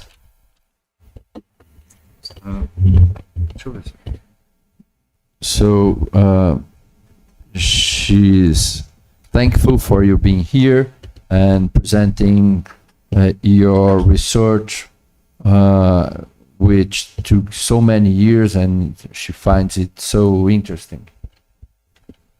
Sim, e agradecer o convite, né, do Rogério também e do Leopoldo para participar, né, aqui. Eu penso que a teoria, né, atualmente, ela é um acervo inconsciente do analista. So she thinks theory as an ensemble that the analyst has. Sendo que a personalidade do analista está, vamos dizer, sempre implicada no processo analítico.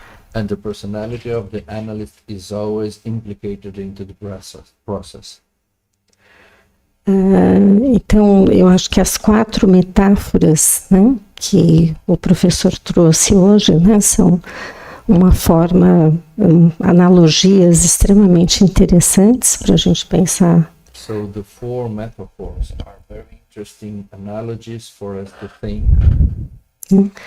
E eu acho que, como o Leopoldo comentou, eu acho que a gente transita, né, por esses 4 campos, né? As Leopoldo commented, she thinks that we transit through these 4 fields.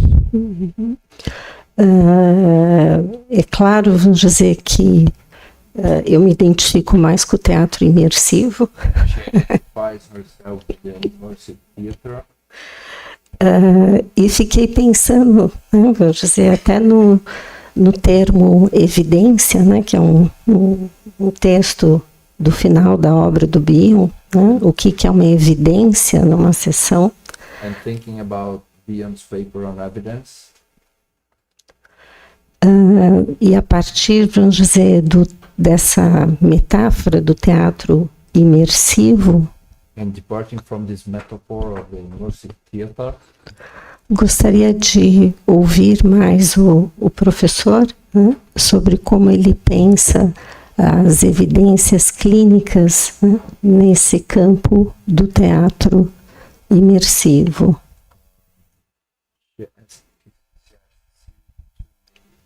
tell a little bit more about the use of evidence in this field of immersive theater. Não sei se o professor conhece esse texto do Bion, provavelmente sim, né? E que está presente nesse caso apresentado, né? De alguma forma no gêmeo imaginário. Só queria fazer um outro comentário. Another comment? Eu tenho uma experiência aqui na USP At university, de discutir caso clínico sem teoria.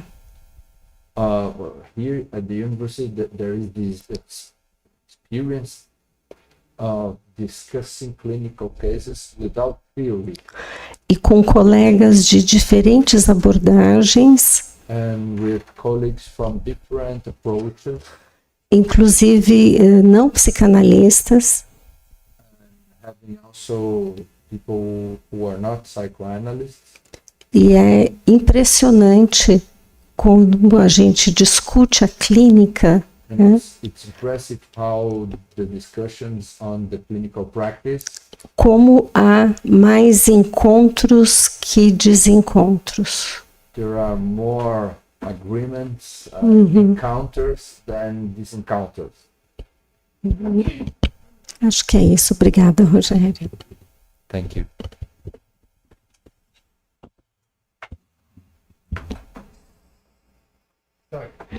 So, very interesting question. I was actually in London when Bjorn gave that paper at the meeting. I think I'd just qualified as an analyst a few weeks before. And historians of science and historians generally tend to make the point that papers are written within an existing intellectual context, and they're usually dialoguing in some way or other with whoever they're dialoguing with. And fascinating papers are written about this kind of thing 200 years later. Bion's paper was the paper he gave when he was very ill, had come back to London having been thrown out of Los Angeles by Rangel. And I think it's important to know that he left London because, although perhaps his behavior encouraged it, he hated being idealized, especially by his Kleinian colleagues. And even though I was young at the time, I don't know how I knew, but he came on that evening, and the whole point of that paper was to avoid being idealized. Mm-hmm. So I think the paper is fundamentally about a really important thing, which is how do we know? And I'm a great admirer of Kleinian thinking. I've had a Kleinian analysis as well as another one. But especially at that period in the 1970s, there was a certain certainty about things which brings about the question of, so what's your evidence? And especially with projective identification. Anyway, I could talk a lot, but Bion came that evening to try and raise this issue subtly with his colleagues. That is, what is evidence? And of course, I think the fundamental point is that if we're dealing with the unconscious, our own unconscious or the unconscious of the patient, by definition, we don't know it. Now, in fact, Bion was a great thinker as well as psychoanalyst, and you know, physics, in physics, we don't know. I mean, we have an idea, and on the whole, these ideas change 100 years later, or at least they're recontextualized. So when we're dealing with the unconscious, we can make what I've referred to inferences, but they are always provisional. Now, when I say that, I don't mean that we should be wishy-washy, if that translates okay. We need to state what we think so that it can be negated. If you don't have a clear hypothesis, you can't reject it. And so this would be the point of these metaphors and so on, because although I think many people would like to work in the immersive theatre, it's not so easy. So a colleague of mine in London, you may know her name, Priscilla Ross, you come across her, but she gave a wonderful paper that's not been published for confidentiality reasons, but she's a very Kleinian analyst, she's interpreting the transference, and she believed that she was interpreting the transference of this patient for 5 or 6 years. And only after the 5 or 6 years did she realize that the way the patient was thinking of it and her interpretations was quite different than she'd supposed. Right?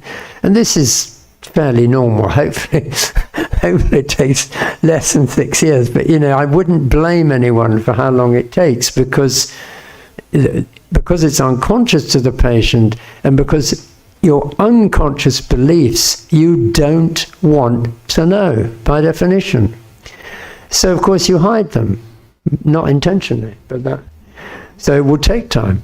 And so I think focusing on what is the evidence for my proposition, not by being very frightened to have a position, but by examining the position once you've stated it, is the way forward. And of course, Bion had this idea of the selected fact and the overvalued idea, and considered that, if you remember a paper by Ron Britton and John Steiner, that the selective fact can be a selected fact at the moment, but next week it can be the overvalued idea. So what I'm trying to stress is this is not, or should not, in my view, be an excuse for not being clear, for not, saying anything or everything. It's a procedure, it's a bit like a scientific procedure, but of course it involves a much wider range of senses than if you've got scientific data. And so you have, and so the immersive theatre, in other words, I think is operational all the time. But whether we're managing to work in the immersive theatre is another question. Difficult. Okay, that's a very good question. Thank you very much. Alguém gostaria de fazer alguma pergunta? Eu só vou pedir para falar no microfone. Temos uma aqui, depois o Hugo. Esse parece que é melhor. Esse dá eco. Oi. Acho que chega mais próximo aqui das pessoas. First of all, I'd like to thank you, Mr. Tuckett. I think you're a brave man. Trying to figure out a way of dealing with all these complexities and trying to unifying like a method or communication to psychoanalysts in general. So I think it's a brave work, and I think you were very clear with your ideas. My question is about when we think about unconscious beliefs, we think about analysts as human beings too. So in Brazil, we have two expressions in Portuguese. We say we cannot take our body out, which is one expression we use. And the other thing is we fry the fish looking at the cat. So we fry the fish looking at the cat, right? So this is a Portuguese expression. So we have a lot of fishes and a lot of cats. And it's very hard to work with that. And Freud has this expression too, which he says, poor analyst. So we are poor analysts. So we feel miserable sometimes. And the situation, there's this poet called Frederico Lorca, and he has this work entitled Survival in Two Worlds at Once. So I think we operate like that. And I think it's very hard to think about a kind of work where we can communicate what's happening in a unifying sense. And I think we have two defensive maneuvers. I don't know how you manage that, but I think the first one's about scotomization, which is a term that Christopher Bolas uses, which means that we create blind spots because it's too painful to deal with some perceptions or with some truths. So we create blind spots, and we scotomize psychoanalysis in different schools. And this is a defensive maneuver. And the second one, it's what Freud calls the narcissism of small differences. So it's very hard for some analysts, institutions, or communities in general to face the painful feeling of being undistinguishable. So it's a risk to get in touch with fusion or something like that. And they create these little differences so they can feel that they're being their real selves or something like that. And that's a problem. How do you manage that? Do you have any idea how a community like with human beings like that, how can we manage that? And is it too idealizing when we think about just one unifying way of communicating psychoanalysis, or it's very important to be plural and it should be like that? I think that's it. Thank you. Você não quer se apresentar? Você falou seu nome, não? Não, desculpa. Eu sou Fábio, eu sou pós-doutorando aqui na USP, estou com a Marina nesse trabalho. E a minha pergunta, se vocês quiserem traduzir a pergunta, é que... Traduz para o pessoal do YouTube. A minha pergunta foi sobre... primeiro, agradecer assim, o trabalho, vamos dizer assim, corajoso, né, do David Tuckett em relação a tentar transformar um conhecimento quase de uma maneira unidimensional no campo da comunicação para outros em geral e os psicanalistas especialmente. E se isso não é uma coisa idealizada, né, assim, do ponto de vista que me parece saudável que continue sendo plural e não que seja unidimensional essa comunicação. O segundo ponto é que a gente vê duas manobras defensivas no campo psicanalítico ao longo da história da psicanálise, que a primeira envolve um processo de escotomização, que é um termo que o Christopher Bolas utiliza, em relação à criação de pontos cegos na teoria dos próprios psicanalistas, em razão da dificuldade que eles têm de entrar em contato com uma dor emocional de perceber coisas ou reconhecer diferenças e verdades e etc. E a segunda é o narcisismo das pequenas diferenças, que envolve a dor de perder sua distinção identitária e a necessidade de construir pequenas diferenças para que eles não corram o risco de fusão com o outro. Então, tais como outros seres humanos, eles criam pequenas diferenças para legitimar as próprias escolas e singularidades e etc. E como é que ele pensa isso diante de uma proposta de unificação em termos de comunicação, nesse método, nos modelos e etc. Como é que a gente administra isso, que é um problema humano, né? Que eu falei que no Brasil a gente tem duas expressões, que é, primeiro, que a gente não tira o corpo fora, na psicanálise, principalmente contemporânea. Isso tem diferentes níveis de sentido, né? Não só moral, mas físico e etc. E que a gente vive numa condição de sobreviver em dois mundos ao mesmo tempo, que é coitado do analista, que é a expressão do Freud, coitado do analista, que a gente tem que funcionar em tantas dimensões ao mesmo tempo enquanto a gente pesquisa e trabalha. E aí no Brasil a gente diz que a gente frita o peixe e cuida do gato. Eu brinquei que são muitos peixes e muitos gatos.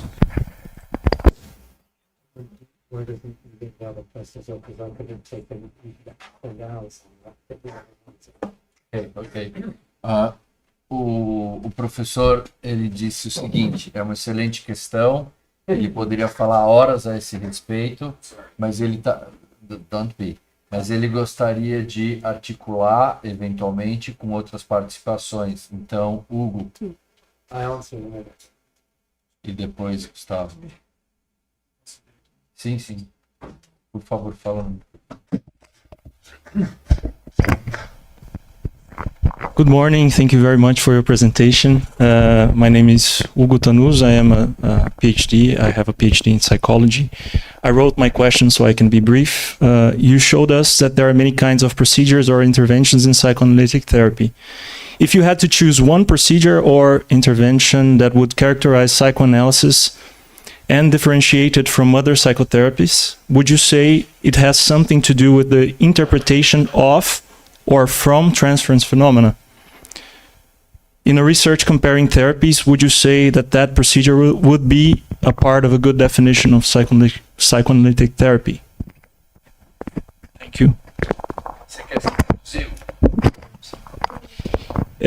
Eu disse que ele mostrou vários tipos de procedimentos e intervenções da terapia psicanalítica, e se ele tivesse que escolher um procedimento ou intervenção que caracterizaria a psicanálise e a diferenciaria de outras psicoterapias, ele diria talvez que tem algo a ver com a interpretação da ou a partir da transferência, dos fenômenos da transferência. Em uma pesquisa comparando terapias, ele diria que esse procedimento seria parte de uma boa definição operacional, né, de terapia psicanalítica. So, very good questions. You can hear? Just very brief. My question is very brief. Ele quer... He wants to make a question as well. Shall we take a few more questions? Ok. Então, fala no microfone, Gustavo. Vou falar em português, Rogério, você poderia me ajudar a traduzir? Eu sou Gustavo, sou mestre em psicologia clínica. Obrigado pela comunicação e parabéns pelo trabalho. Eu gostaria de saber, você falou que essas situações clínicas todas estudadas foram situações clínicas de casos em que se considerava um sucesso terapêutico. Gostaria de saber se vocês... Sorry. You told that the clinical situations that you have studied, they are considered successful psychoanalytic treatment. Gostaria de saber se vocês pensaram na possibilidade de avaliar situações clínicas em que a gente considera um fracasso terapêutico. Have you thought about assessing or working with clinical situations which are unsuccessful?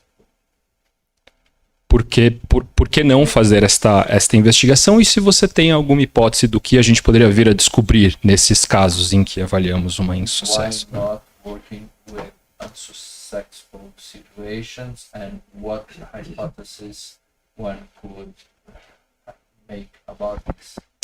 Thanks. Okay. Yes. Okay, so these are very good questions. So on the last question first,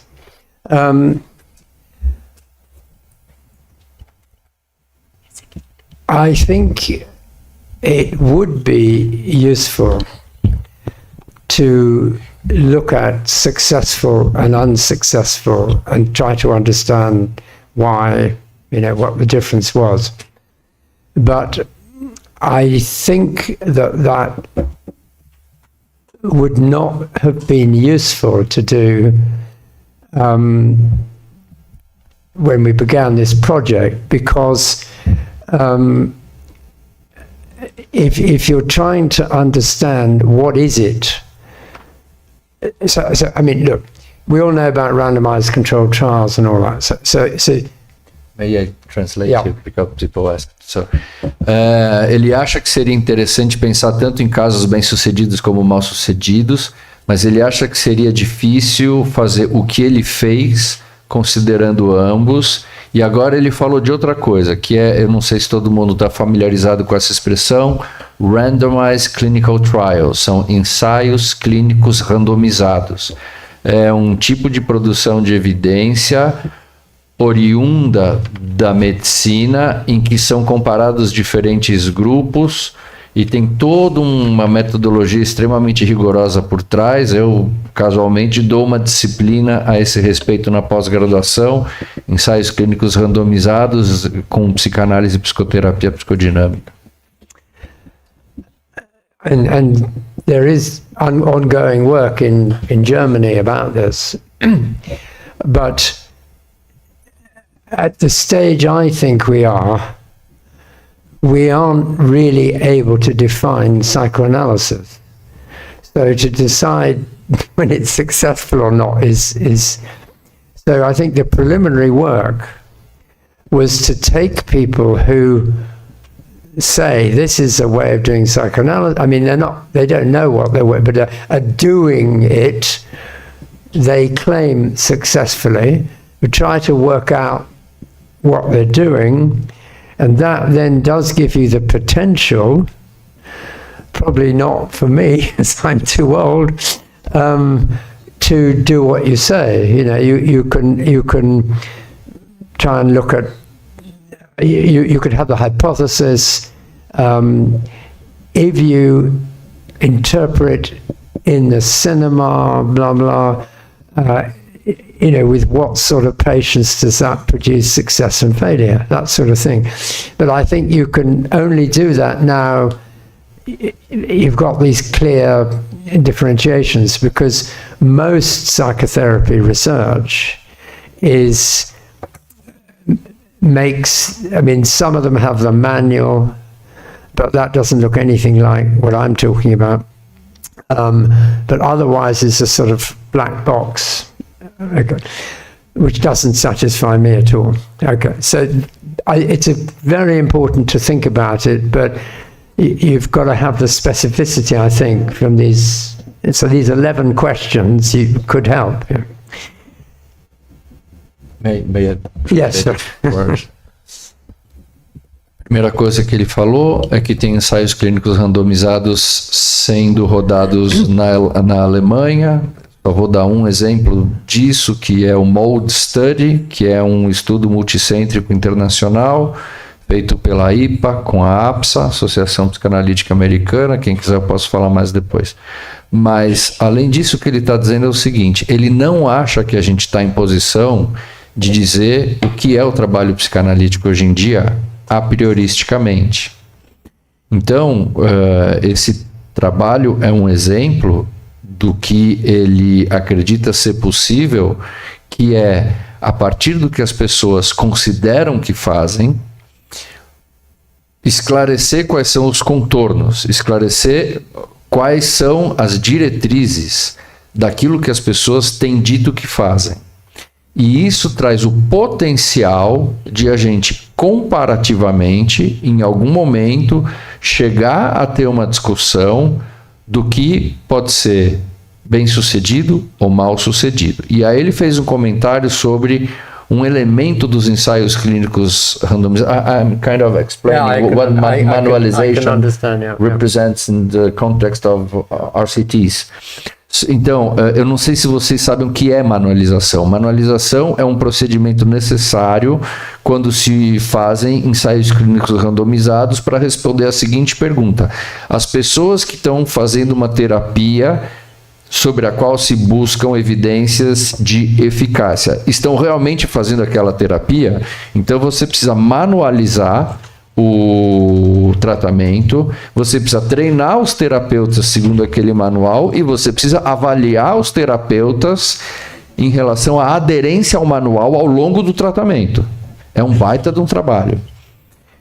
E o que ele está dizendo é o seguinte: continua havendo uma caixa preta. Porque do ponto de vista daquilo que o framework, o enquadramento teórico-metodológico psicanalítico considera como fantasia inconsciente ou crenças inconscientes, a gente continua não tendo como acessar a prioristicamente, certo? Então, ele está fazendo uma crítica a esse aspecto da manualização e apontando como essas 11 questões, considerados os 4 modelos que ele apresentou, podem servir potencialmente para um esclarecimento maior da comparação entre as coisas. Eu só gostaria de highlight, eu gostaria de stress uma coisa que é muito importante. Esses 4 modelos e as 11 questões, elas não saíram de uma concepção hipotética a priorística. Elas são o produto da investigação empírica daquilo que já vinha sendo feito. Isso é muito importante. Não é um trabalho apenas conceitualmente ou ideologicamente orientado. É o produto do encaminhamento da reflexão. Vocês viram os triângulos. Os triângulos são muito importantes, porque os triângulos são uma forma de produção de conhecimento em pesquisa qualitativa rigorosa, que nos permite ganhar conhecimento a respeito do significado das experiências. Tá claro? E isso, todos nós temos que completar o ciclo da produção de conhecimento, de uma vez que a empiria levou, a partir desse método, a tais considerações, voltarmos à empiria a partir do conhecimento expandido. Sounded good. Okay. So your question, if I understood it, was what would I say was the main feature of psychoanalysis as opposed to other treatments? And I want to first say that I do not believe in psychoanalytic imperialism. So I think it's extremely important to keep an open mind about which things work, but at the same time try to define the different things. Let me translate it. So, muito boa a sua questão. A primeira coisa que ele disse foi o seguinte: ele não acredita num empirismo psicanalítico. É muito importante definir o que se faz. So, what is the essence of psychoanalysis which you would believe makes a difference? I haven't spoken about them. We do have these 2 other bits, by the way, but what is the essence? And I think it would be going from this idea of the Jungtim that I spoke about, that the investigation carried out using the procedure, which focuses on the identification of the X all the time, what I've called the X, I believe is creating change at the neuroscience, so to speak, level, not via I learnt from my analyst that I should be different or something, but through actual changes in the capacity to manage responses to the world. Okay? Now, I link that up with your questions, your very interesting questions. May I try to translate? O que ele falou foi o seguinte: o que ele acha que é único para a psicanálise e faz a diferença, como é que a psicanálise funciona em distinção com outras perspectivas, é o uso do método para inferir o X que ele está falando. E aí ele acrescentou uma outra dimensão. De uma maneira que chega a gente pode hipotetizar, inclusive levar a transformações neuronais a partir da investigação conjunta com o analista e não porque o analista falou. Se alguém tiver pegado alguma coisa que eu esqueci de falar, Fábio, ajuda aí.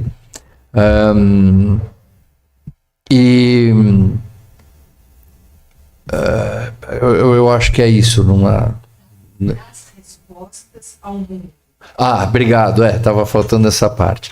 E que isso faz com que as respostas que a pessoa tem ao mundo, as respostas às relações que estabelece, pode se transformar. So I can link this with some of what you said when you said in Brazil we always remember the body. Okay. I think this is extremely useful because whether you take a social science perspective or a contemporary brain science perspective, we have to rethink some of the things we think. For instance, why do we have memory? There is virtually no doubt now that we have memory because we use memories that come to mind, that fall into our mind actually, to predict what is going on in the present and to take action. Sorry. Não, don't be.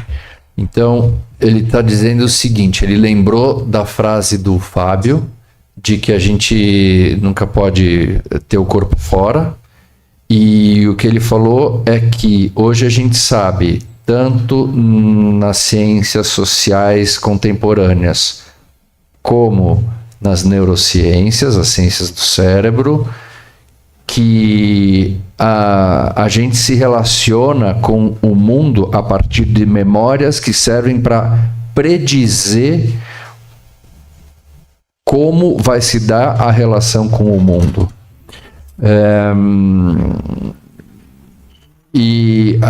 Tem todo um trabalho de atualização dessas previsões que são feitas a partir das memórias.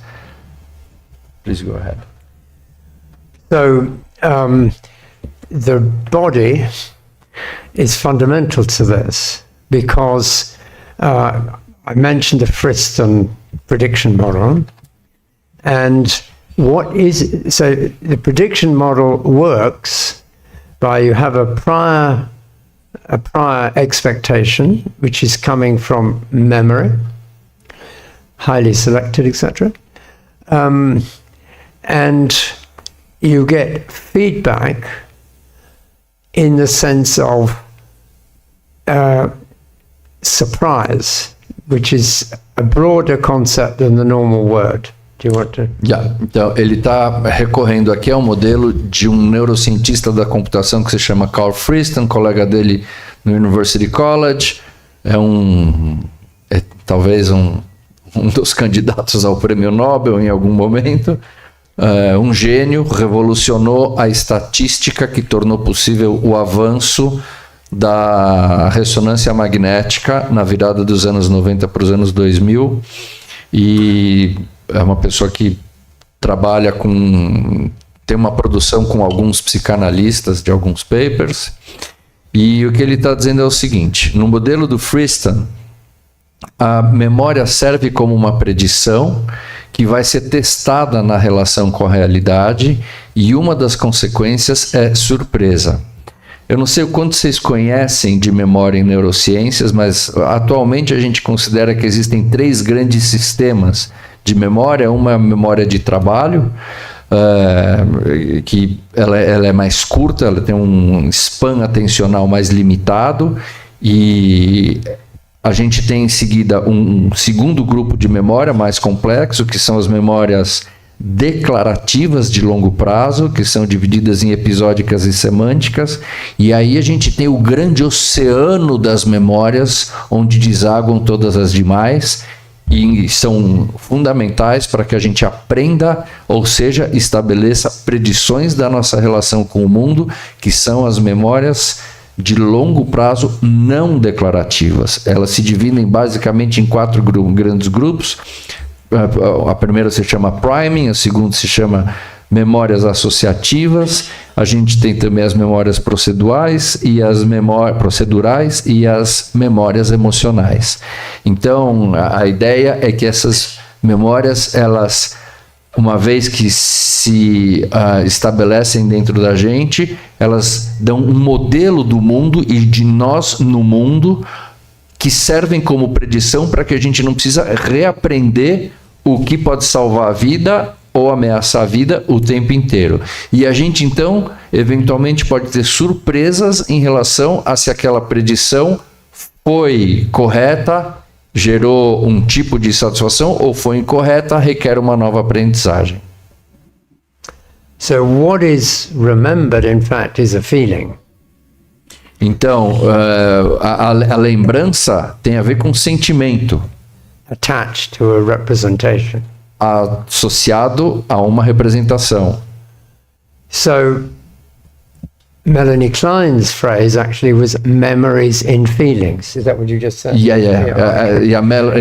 gente tem uma quotation, uma citação da Melanie Klein, que ele está lembrando, a respeito das memórias em sentimentos, memories in feelings.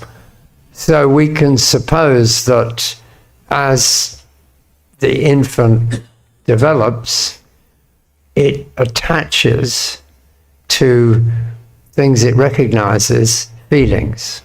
Na medida em que a criança se desenvolve, ela associa sentimentos às imagens, aos objetos que ela interage com. Good feelings, bad feelings. Bons e maus sentimentos. And so the prediction is this situation is good, this situation is bad. Então as predições são: essa situação é boa, outra é ruim. And so when you have the experience, the surprise would be if it's not as predicted. A surpresa significa a experiência ser diferente do que previsto. And that will mean that you get the feeling you weren't expecting. Can you repeat, please? I was looking at The surprise will come in the form of a feeling. A surpresa vem na forma de uma emoção, sentimento. So, for example, I thought I was talking to him, but it's not him. Uau, ele achou que estava falando comigo e de repente não sou eu.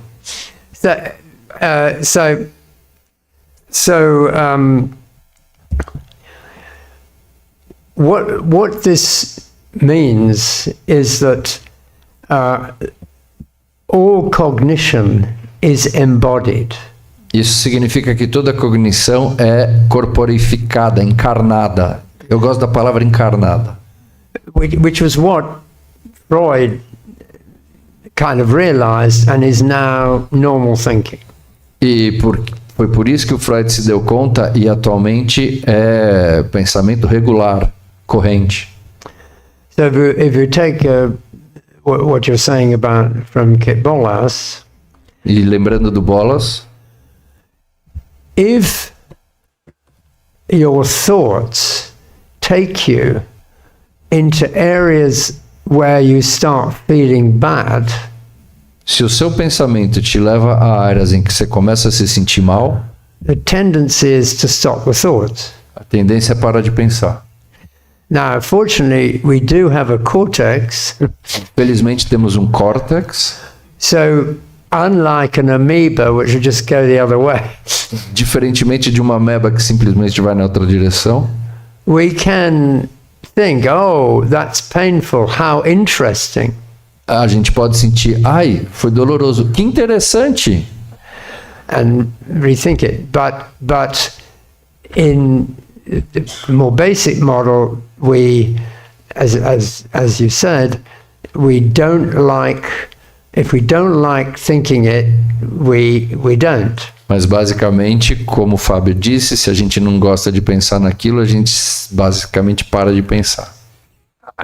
This is really what Klein has in mind with the depressive position and the paranoid schizoid position. Isso era o que a Melanie Klein tinha em mente em relação à posição depressiva e esquizoparanoide.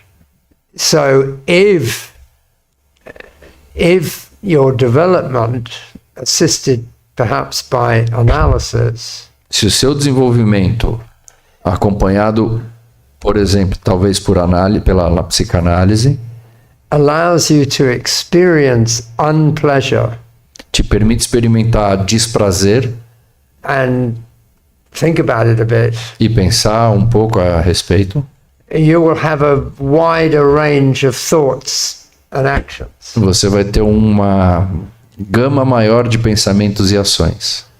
So going back to your question about why is psychoanalysis special, Então, voltando à questão de por que psicanálise é especial, because it creates the controlled conditions cria condições controladas for experiences of unpleasure de experiências de desprazer created by feeling criadas pelos sentimentos to be noticed and then moved on from. para serem notadas e, a partir daquilo, para se seguir adiante. Which is why I think that it's likely to be accompanied by actual changes at some we don't yet know neural level. E por isso que ele supõe que isso deve ser acompanhado, ainda não se sabe por qual, é uma hipótese dele, consequências neuronais. Which will be completely different than a therapy which helped you to understand your wife and behave differently or something. O que é totalmente diferente de uma terapia que está preocupada em descobrir o porquê você se comporta de uma determinada maneira. Which would be mainly operating via a cognitive process. E que opera fundamentalmente por um processo cognitivo. Vocês se lembram dos níveis de memória que eu falei? Então, existem terapias que são claramente dirigidas às memórias declarativas de longo prazo. Which of course could be stopped at any time if the feeling is too much. E que a qualquer momento podem ser interrompidas se o sentimento é too much, é intenso demais. So, as a beginning to answer very complex questions. Apenas começando a responder perguntas tão complexas.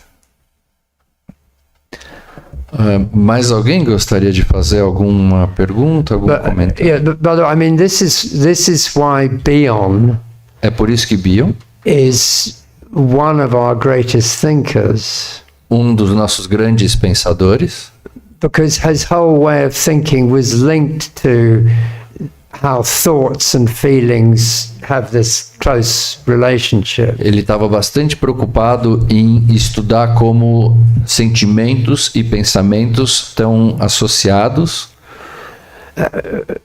But he can be very misused. mas ele não pode ser mal utilizado, mal empregado. Because I think Bion was very, very disciplined. Bion era muito disciplinado. And some accounts of working bionically are not disciplined.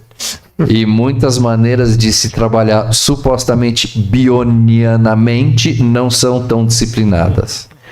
Now, just one other point is that, so Bion was interested in pure mathematics. O Bion estava bastante preocupado em matemática teórica. Now, pure mathematics is the closest thing we have Matemática pura, desculpem, é matemática pura. É o que a gente tem de mais próximo to pure logic, da lógica pura. which means completely free of any reality. Completamente livre de qualquer realidade.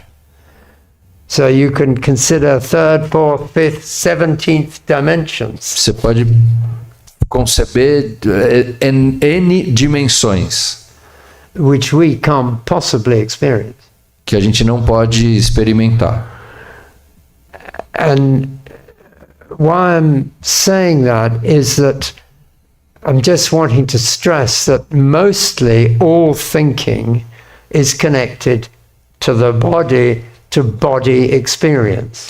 Então o que ele está dizendo é que ele está destacando de que todo sentimento está ligado ao que o corpo sente.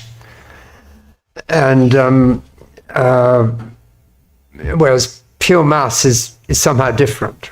E matemática pura é diferente disso. And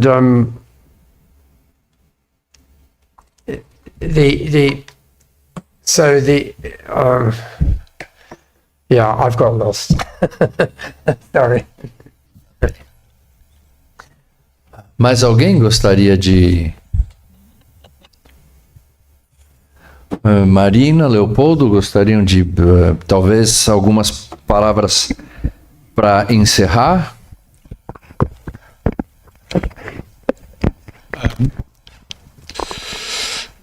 Primeiro, a sua conferência foi muito estimulante e rica. It was an exciting conference. Yes.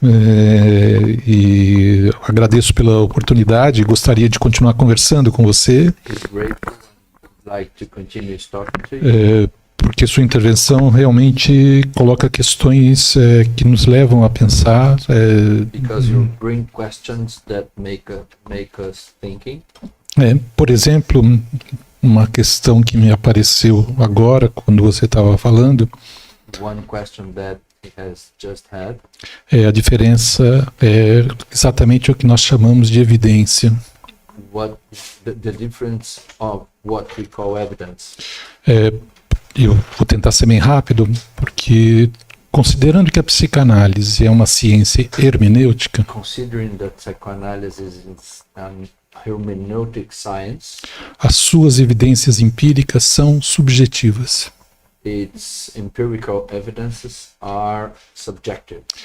Isso significa que nós temos um hard problem, That means that we have a hard problem. que como que nós comungamos dados subjetivos clínicos da psicanálise, And how we share clinical data of psychoanalysis, com dados objetivos objective ones, de pesquisas feitas atualmente, como o Rogério faz, como o Freestone faz, with empirical research. Nós sabemos que há uma comunhão de dados subjetivos com objetivos, mas fazer pesquisa em psicanálise, que é o que fazemos produzindo, criando, reconstruindo sentidos. So in psychoanalysis we produce and recreate meanings, whereas É diferente das pesquisas empíricas, com pesquisas randomizadas, que fornecem conteúdos importantes para, inclusive, sustentar o que a psicanálise faz. RCTs and empirical studies are different, but at the same time are important to support what we do as psychoanalysts. Sendo sintético, eu te perguntaria se você estaria de acordo com considerar a psicanálise como uma ciência empírica, como uma ciência empírica, como uma ciência hermenêutica empírica. As an empirical hermeneutical science. Would you agree with that? Thank you very, very much. That's a very good question. And my answer would be a little bit different. So, I don't actually think there's any difference between trying to... So, you have to go back one step. Tem que dar um passo para trás. All scientific activity is about trying to discover a view and support it. Toda atividade científica tem a ver com como? O colega falou alguma coisa.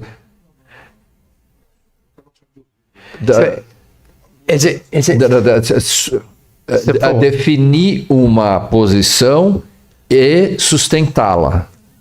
Não é apoio, não é no sentido vou apoiar alguém, é no sentido de ter uma definição que significa uma perspectiva, um ponto de vista e suportá-la, suportar essa perspectiva adotada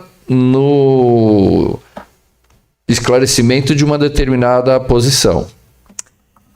And when we say support, we have two possible ways of supporting things. Tem duas maneiras de suportar, sustentar essa perspectiva. One is by something like logic or deduction, Lógica dedutiva, which is a formal system, que é um sistema formal. which is why I was just talking about maths. E é por isso que ele falou de matemática. Because actually it's not of the world. Porque não está no mundo. Because the challenge with any formal system is how to take it from what I call model land into the real world. Come again, please.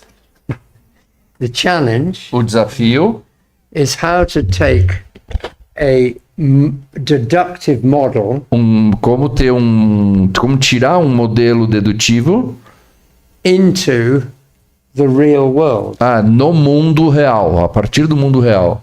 So, for example, economic models Por exemplo, modelos econômicos are completely deductive models. são completamente dedutivos. Things like interest rates, Taxa de juros, employment rates taxa de emprego are represented by a symbol. são representados por um símbolo. Play with the symbols.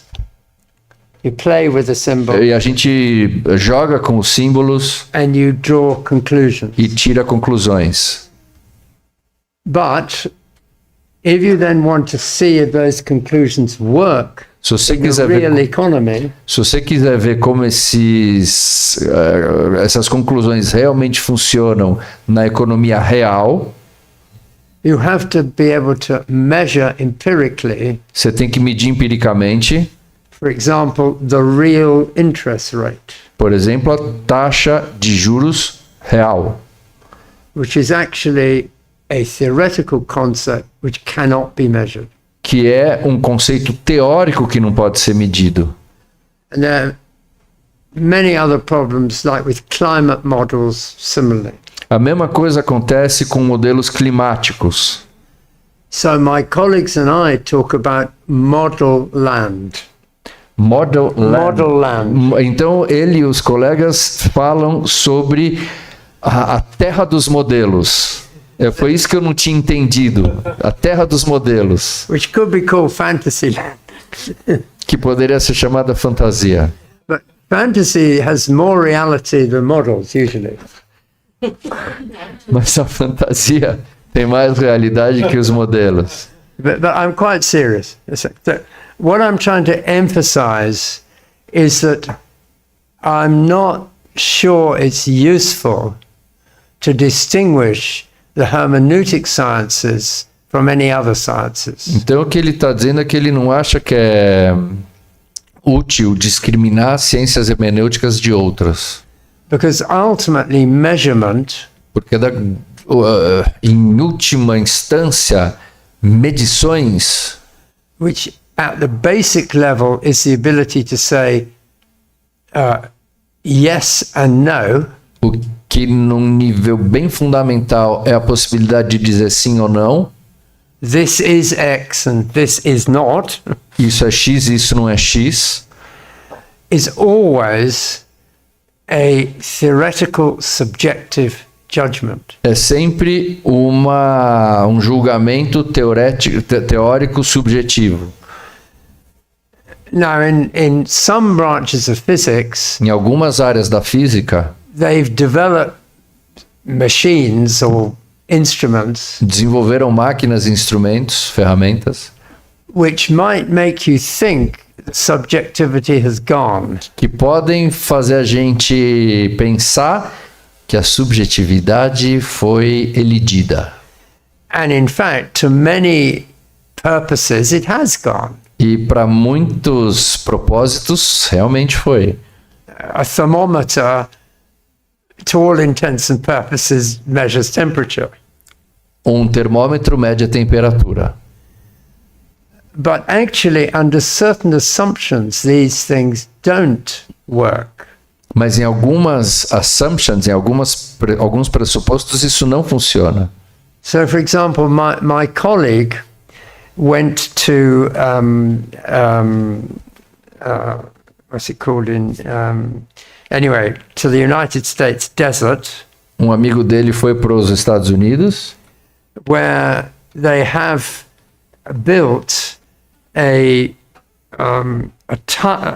vertical tunnel underground construíram um túnel subterrâneo vertical for the purpose of very elaborate physical experiments, para um experimento físico super elaborado, particularly connected originally with nuclear weapons. ligado originalmente a armas nucleares.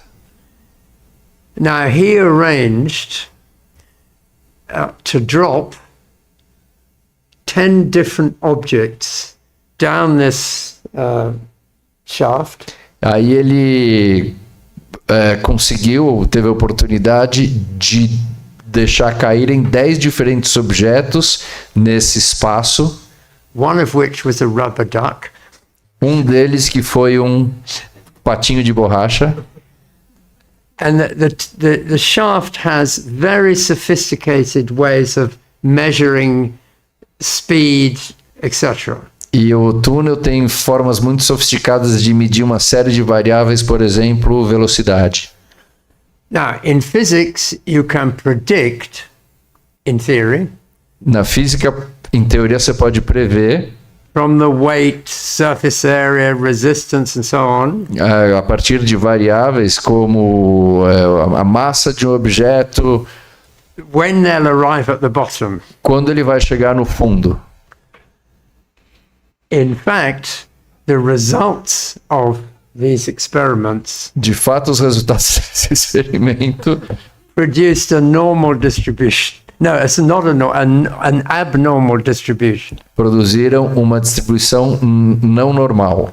In other words, with something that we think we understand, Em outras palavras, naquilo que a gente acredita que a gente compreende, basic Newtonian mechanics, mecânica newtoniana clássica, the equations don't actually fully work. as equações não funcionam completamente. Now, in some ways, it's a silly example É um exemplo meio bobo, because they work enough for me to come by aeroplane here. porque, por exemplo, ele chegou de avião aqui.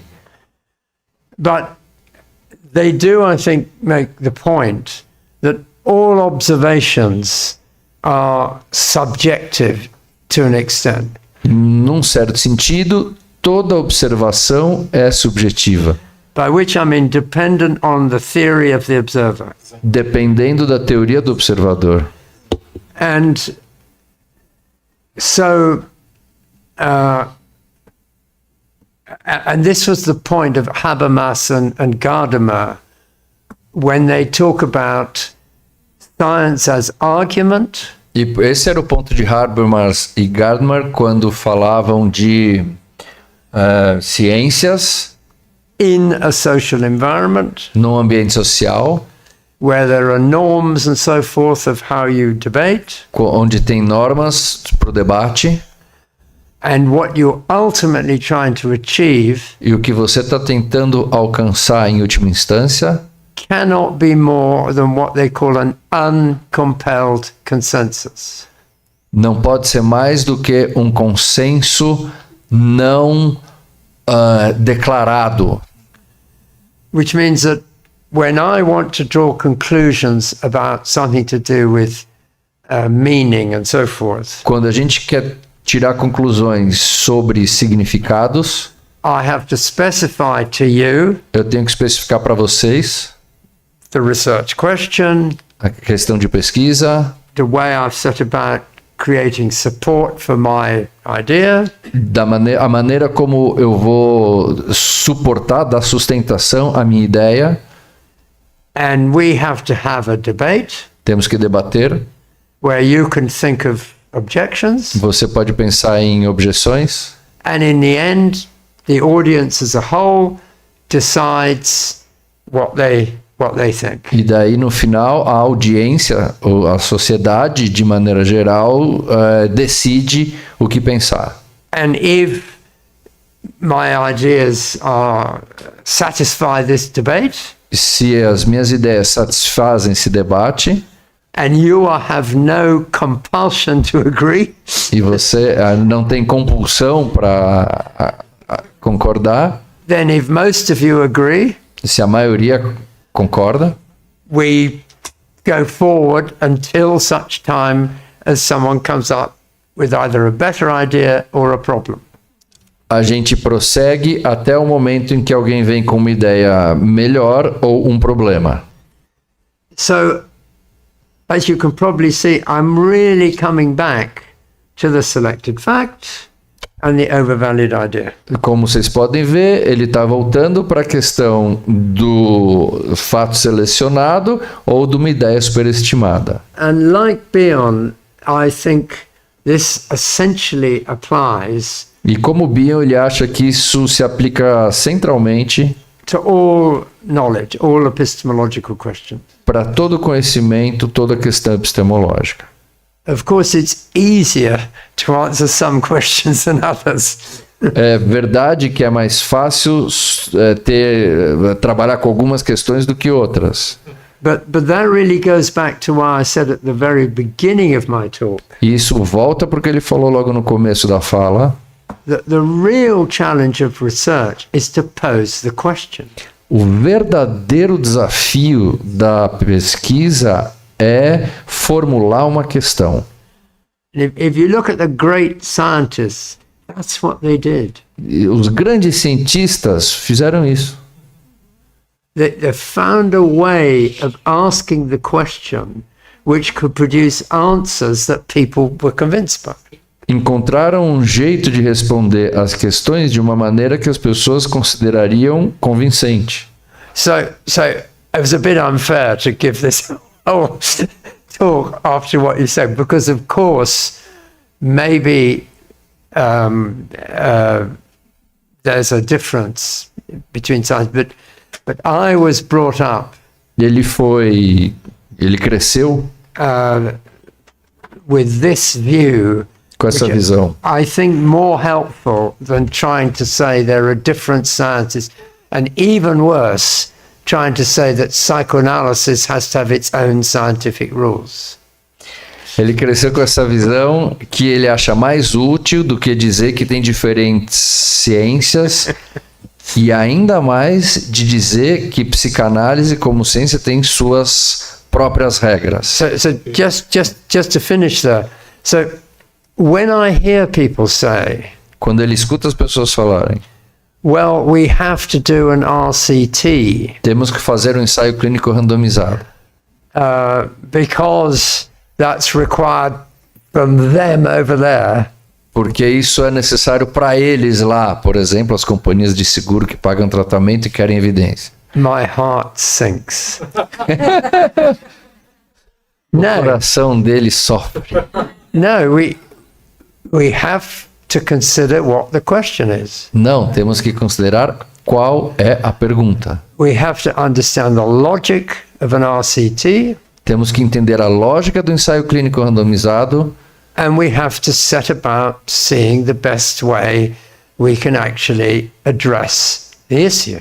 e temos que considerar qual é a melhor maneira de endereçar esse problema, essa questão. Because an RCT has severe limitations in numerous ways. Porque um RCT, um ensaio clínico randomizado, tem inúmeras limitações em diversos aspectos, may I add, inclusive na área médica. Exactly. And it in fact is a logical process which is fantastically useful in some situations. É um processo fantástico que tem muita utilidade em muitas situações. But in 1975, Em 1975, I wrote what became a very famous textbook in medical sociology, ele escreveu um texto que ficou muito conhecido em sociologia médica. And I argued that RCTs were a huge benefit to medicine. Que era os ensaios clínicos randomizados são enormemente benéficos na área médica. But at the time, those doctors who were pursuing these RCTs Mas os médicos que trabalhavam com isso were advancing medicine in a huge way. avançaram a medicina de maneiras impressionantes. And it led to lots of practices and procedures that were harming patients being stopped. E que levou a muitos procedimentos muitos procedimentos que estavam fazendo mal para as pessoas a serem interrompidos. But that work was done by doctors who were genuinely interested in what worked and how to help their patients. Mas esse trabalho foi feito por médicos que estavam genuinamente se perguntando o que funciona e que estavam preocupados com seus pacientes. It was not done to satisfy an insurance company Não foram feitos para satisfazer companhias de seguro or to resolve a debate between psychoanalysts and behavior therapists. ou para resolver um debate entre psicanálise e comportamentalistas ou cognitivistas, Where most of the formal studies tell you almost nothing. onde a maioria dos estudos informam praticamente nada. They now do RCTs in economics, Agora estão fazendo ensaios clínicos randomizados em economia, in development economics, economia desenvolvimental and in education. e em educação. And the fundamental problem is how you go from the RCT O problema principal é como você vai do ensaio clínico randomizado, highly controlled condition altamente controlado nas suas variáveis, senão não é um RCT, to a different context. para um contexto diferente. So, for example, they've done things like give people in poor countries heating stoves. Por exemplo, ofereçam para populações em países pobres heating devices, Heating device. aquecedores.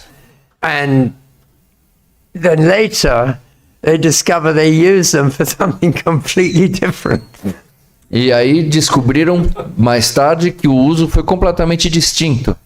So anyway, don't think we should be negative about RCT or trying to think about what we're doing, but it's not, as you say, magic. Ele não está defendendo que a gente deve recusar os ensaios clínicos randomizados, mas a gente tem que pensar a respeito e saber que não é mágica. And just lastly, we don't need to claim a special case to argue this. Our position is not unique. Ele não acha que a gente tem que defender a nossa posição como sendo única. Marina, closing remarks? Sorry. Talk too much. Tá bom.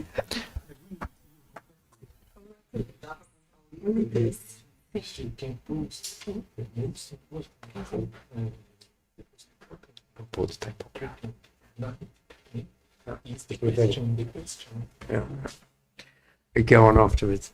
Yeah. So, eu quero agradecer muito a presença do professor David Tuckett aqui na Universidade de São Paulo. É uma honra enorme tê-lo aqui conosco.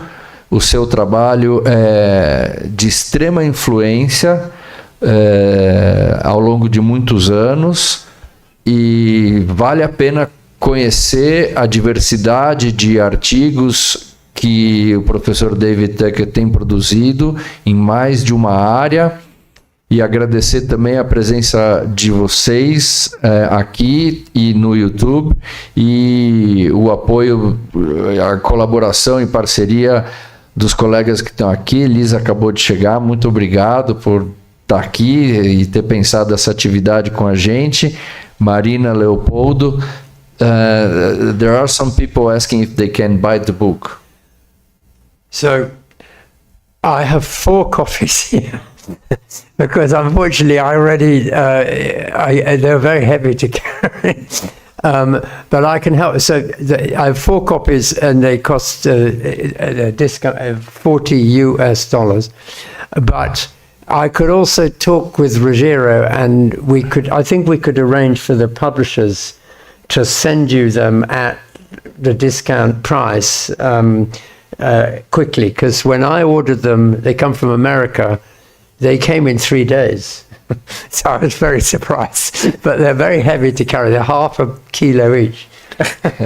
Ok, então ele só trouxe 4 cópias, mas ele tem como falar com os editores e o envio pode ser feito rapidamente e ele vai tentar fazer com que as cópias enviadas tenham o mesmo desconto que ele está utilizando para vender aqui presencialmente, tá bom? E, bom, eu gostaria muito de que nós tivéssemos oportunidade de traduzir esse livro para o português. Vou comentar isso com ele, não sei se vai ser possível e em que circunstâncias, mas é um material preciosíssimo, é muito importante que seja difundido tanto do ponto de vista da pesquisa como da nossa reflexão clínica.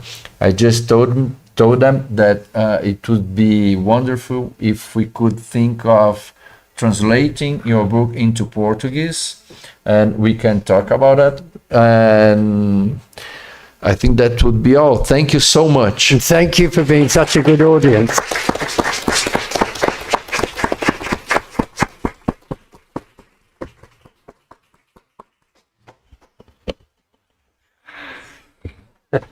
Thank you very much. Thank you very much. In fact, what I should have said a bit more was that I think the solution to the empirical thing is to work in groups. So, for example, what we did here, where we first of all, we don't have any problem with the confidentiality because you don't know what country, etc. But secondly, if you've done some clinical work, then if you put with other people to discuss it, then you can tell them all kinds of things you couldn't publish. So I think group work is the solution. Hi. You? Oh, yes, I do. Yeah, philosophy. He's very keen on Friston. Yeah. Information teacher. Thank you very much. Thank you. He was my supervisor at promotion. Ah, very nice to meet you. Thank you. Miss UCL so much. So you were were you doing the PhD or the master? The master. The PhD. And you had Jim as very well done. Excellent. Very good. Yeah.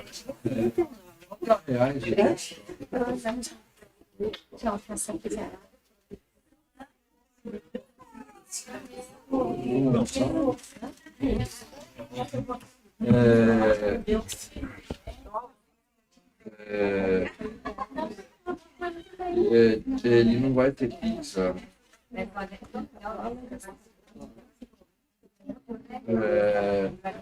Deixa eu ver. E as pessoas não carregam mais dinheiro também, né? Não, são dólares. Deixa eu pensar aqui. Deixa eu pensar. No, don't be. So, one thing that we could think of. Tchau. Obrigado, viu? Very nice. Thank you very much. Sorry? Oh, thank you.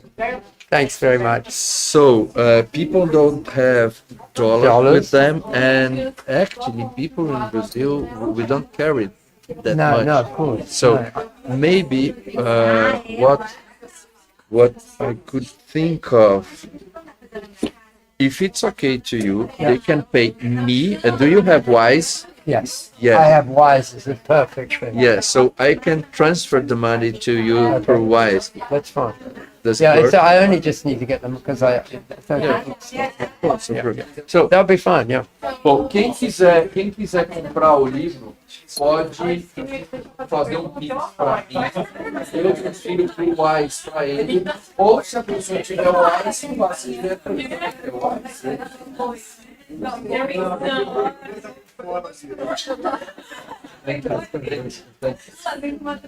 You would like one? So what is it? So, então, o meu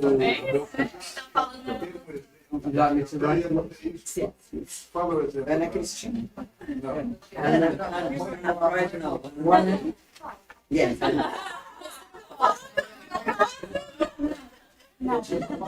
aqui pergunta 5.3, vezes 40.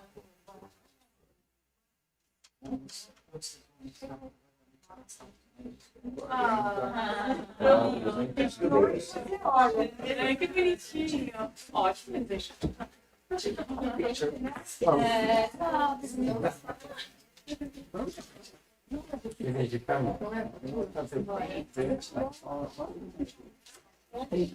That's good.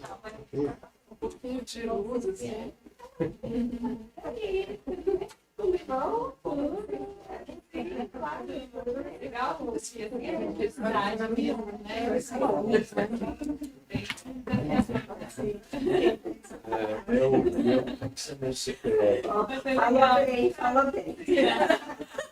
Ótimo.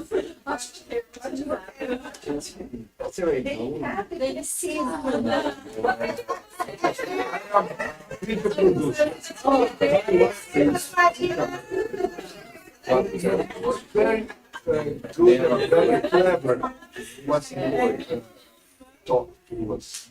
Maybe I'm going to be a psychologist to But it was another word. If you tell them what in the end, it should be clear. And that's what I was thinking. Thinking illuminates the world. That's probably the thinking is useful. the last two words that you say. Bom, né?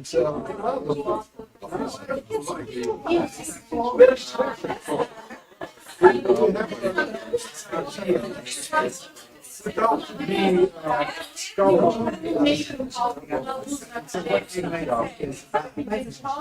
What do you make of the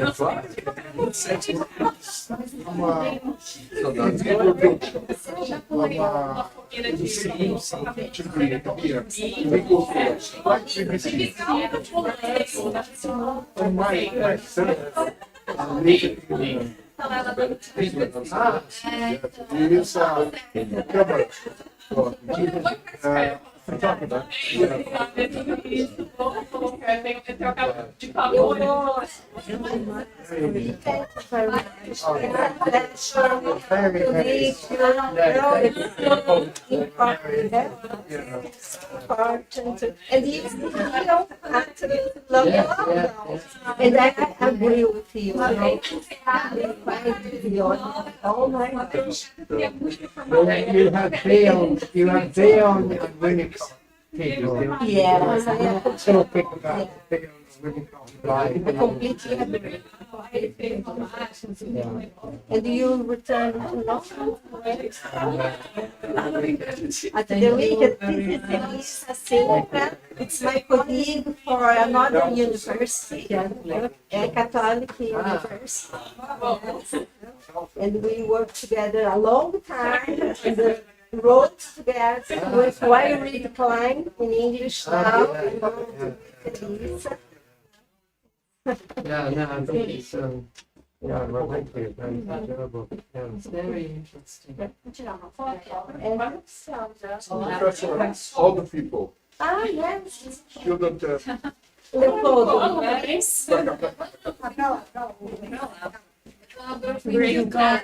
Thank you very much. Thank you.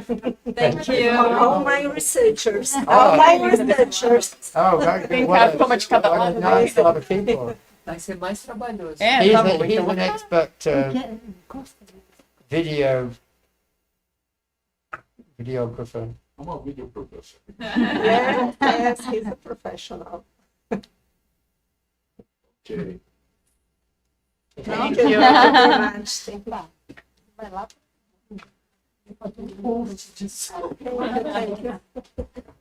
Ele ocupava um pouco. Nós temos que Então, I write it, you can pay ordinárias. My name, let me show you how. Yes, that's a good idea. Could you put it, I remember your name. Isabela, vou te dizer. Oh, Isabella. Let me show you like this. Ah, okay. Let's see. Tchau, gente. Ainda vou.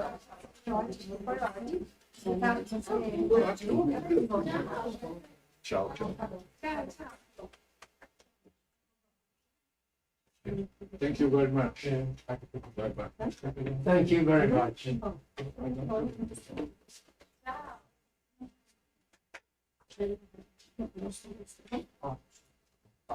Thank you very much. I really want the, oh. And good for me. And Elisa. I think you'll find, I find that, you know, when you've written a book, it becomes a thing in itself, which you can't really understand you wrote. But in this case, I find it useful because there's so much there, the data, and you can, so I think it is, I hope you enjoy it. It's important for many clinical materials. And your book on the heart of question. Maybe. When you read it. No, it's psychoanalysis.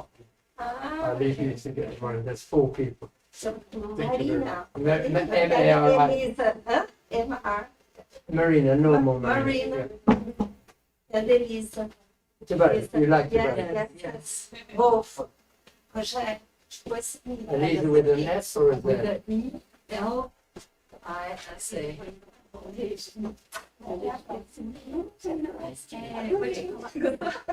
Tava notando nova aqui. Próximo congresso a gente vai lá em Vancouver. Nossa, né? Já falei pro Luiz, ele vai. Ah, tirar uma foto, né? Thank you very much. Tchau, Rogério. Tchau, tchau. Obrigado por terem vindo. Vamos tirar uma foto? Vamos. Elisa, vem. Depois você manda. Well, I think Eles não estão, tá? a very good audience, nice people, Yes, intelligent absolutely. questions. Mas quer tirar com a mesa aqui ou melhor tirar? Ah, boa, tem razão. Vamos tirar com isso daqui atrás da gente? Eu só vou puxar um pouco essa You don't want to get in the light.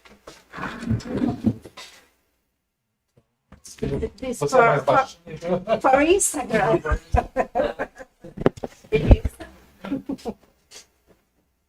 Tá bom? Aqui, you in the middle. You are the rockstar. I don't want to be in the light. Eu vou tirar assim e depois. Ah, tem a luz, né? É, mas eu vou tirar.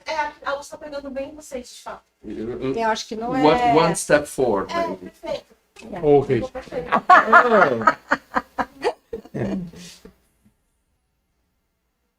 Vamos lá.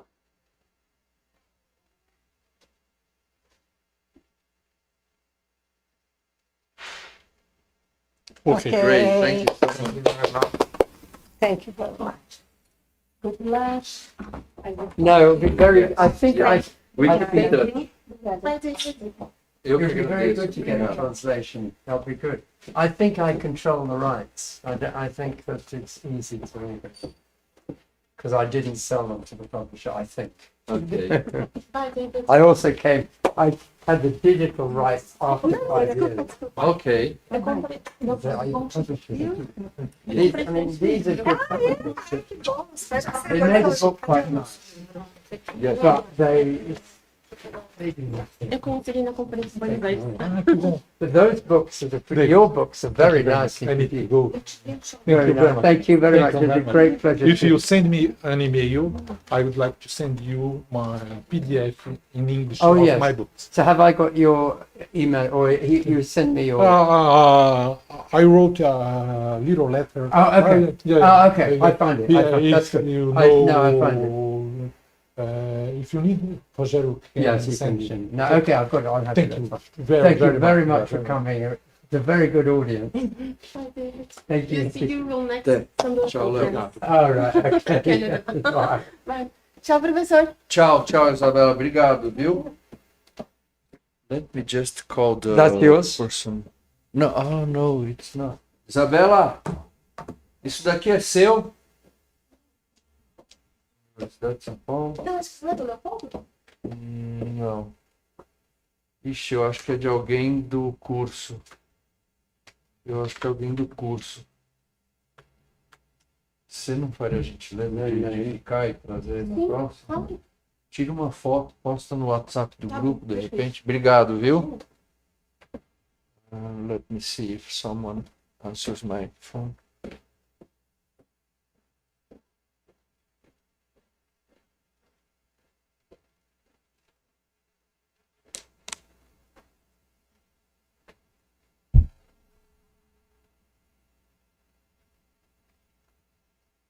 That we might be going.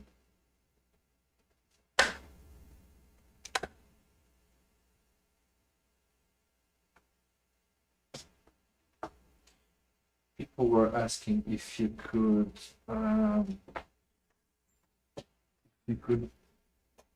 make your PDF available, the PDF for your presentation. Yes, you've got. I mean, in fact, it would be quite good if send me the Portuguese copy in case I use it again. But you can send it to anybody who is in. Oh, okay. Thank you so much. Fine.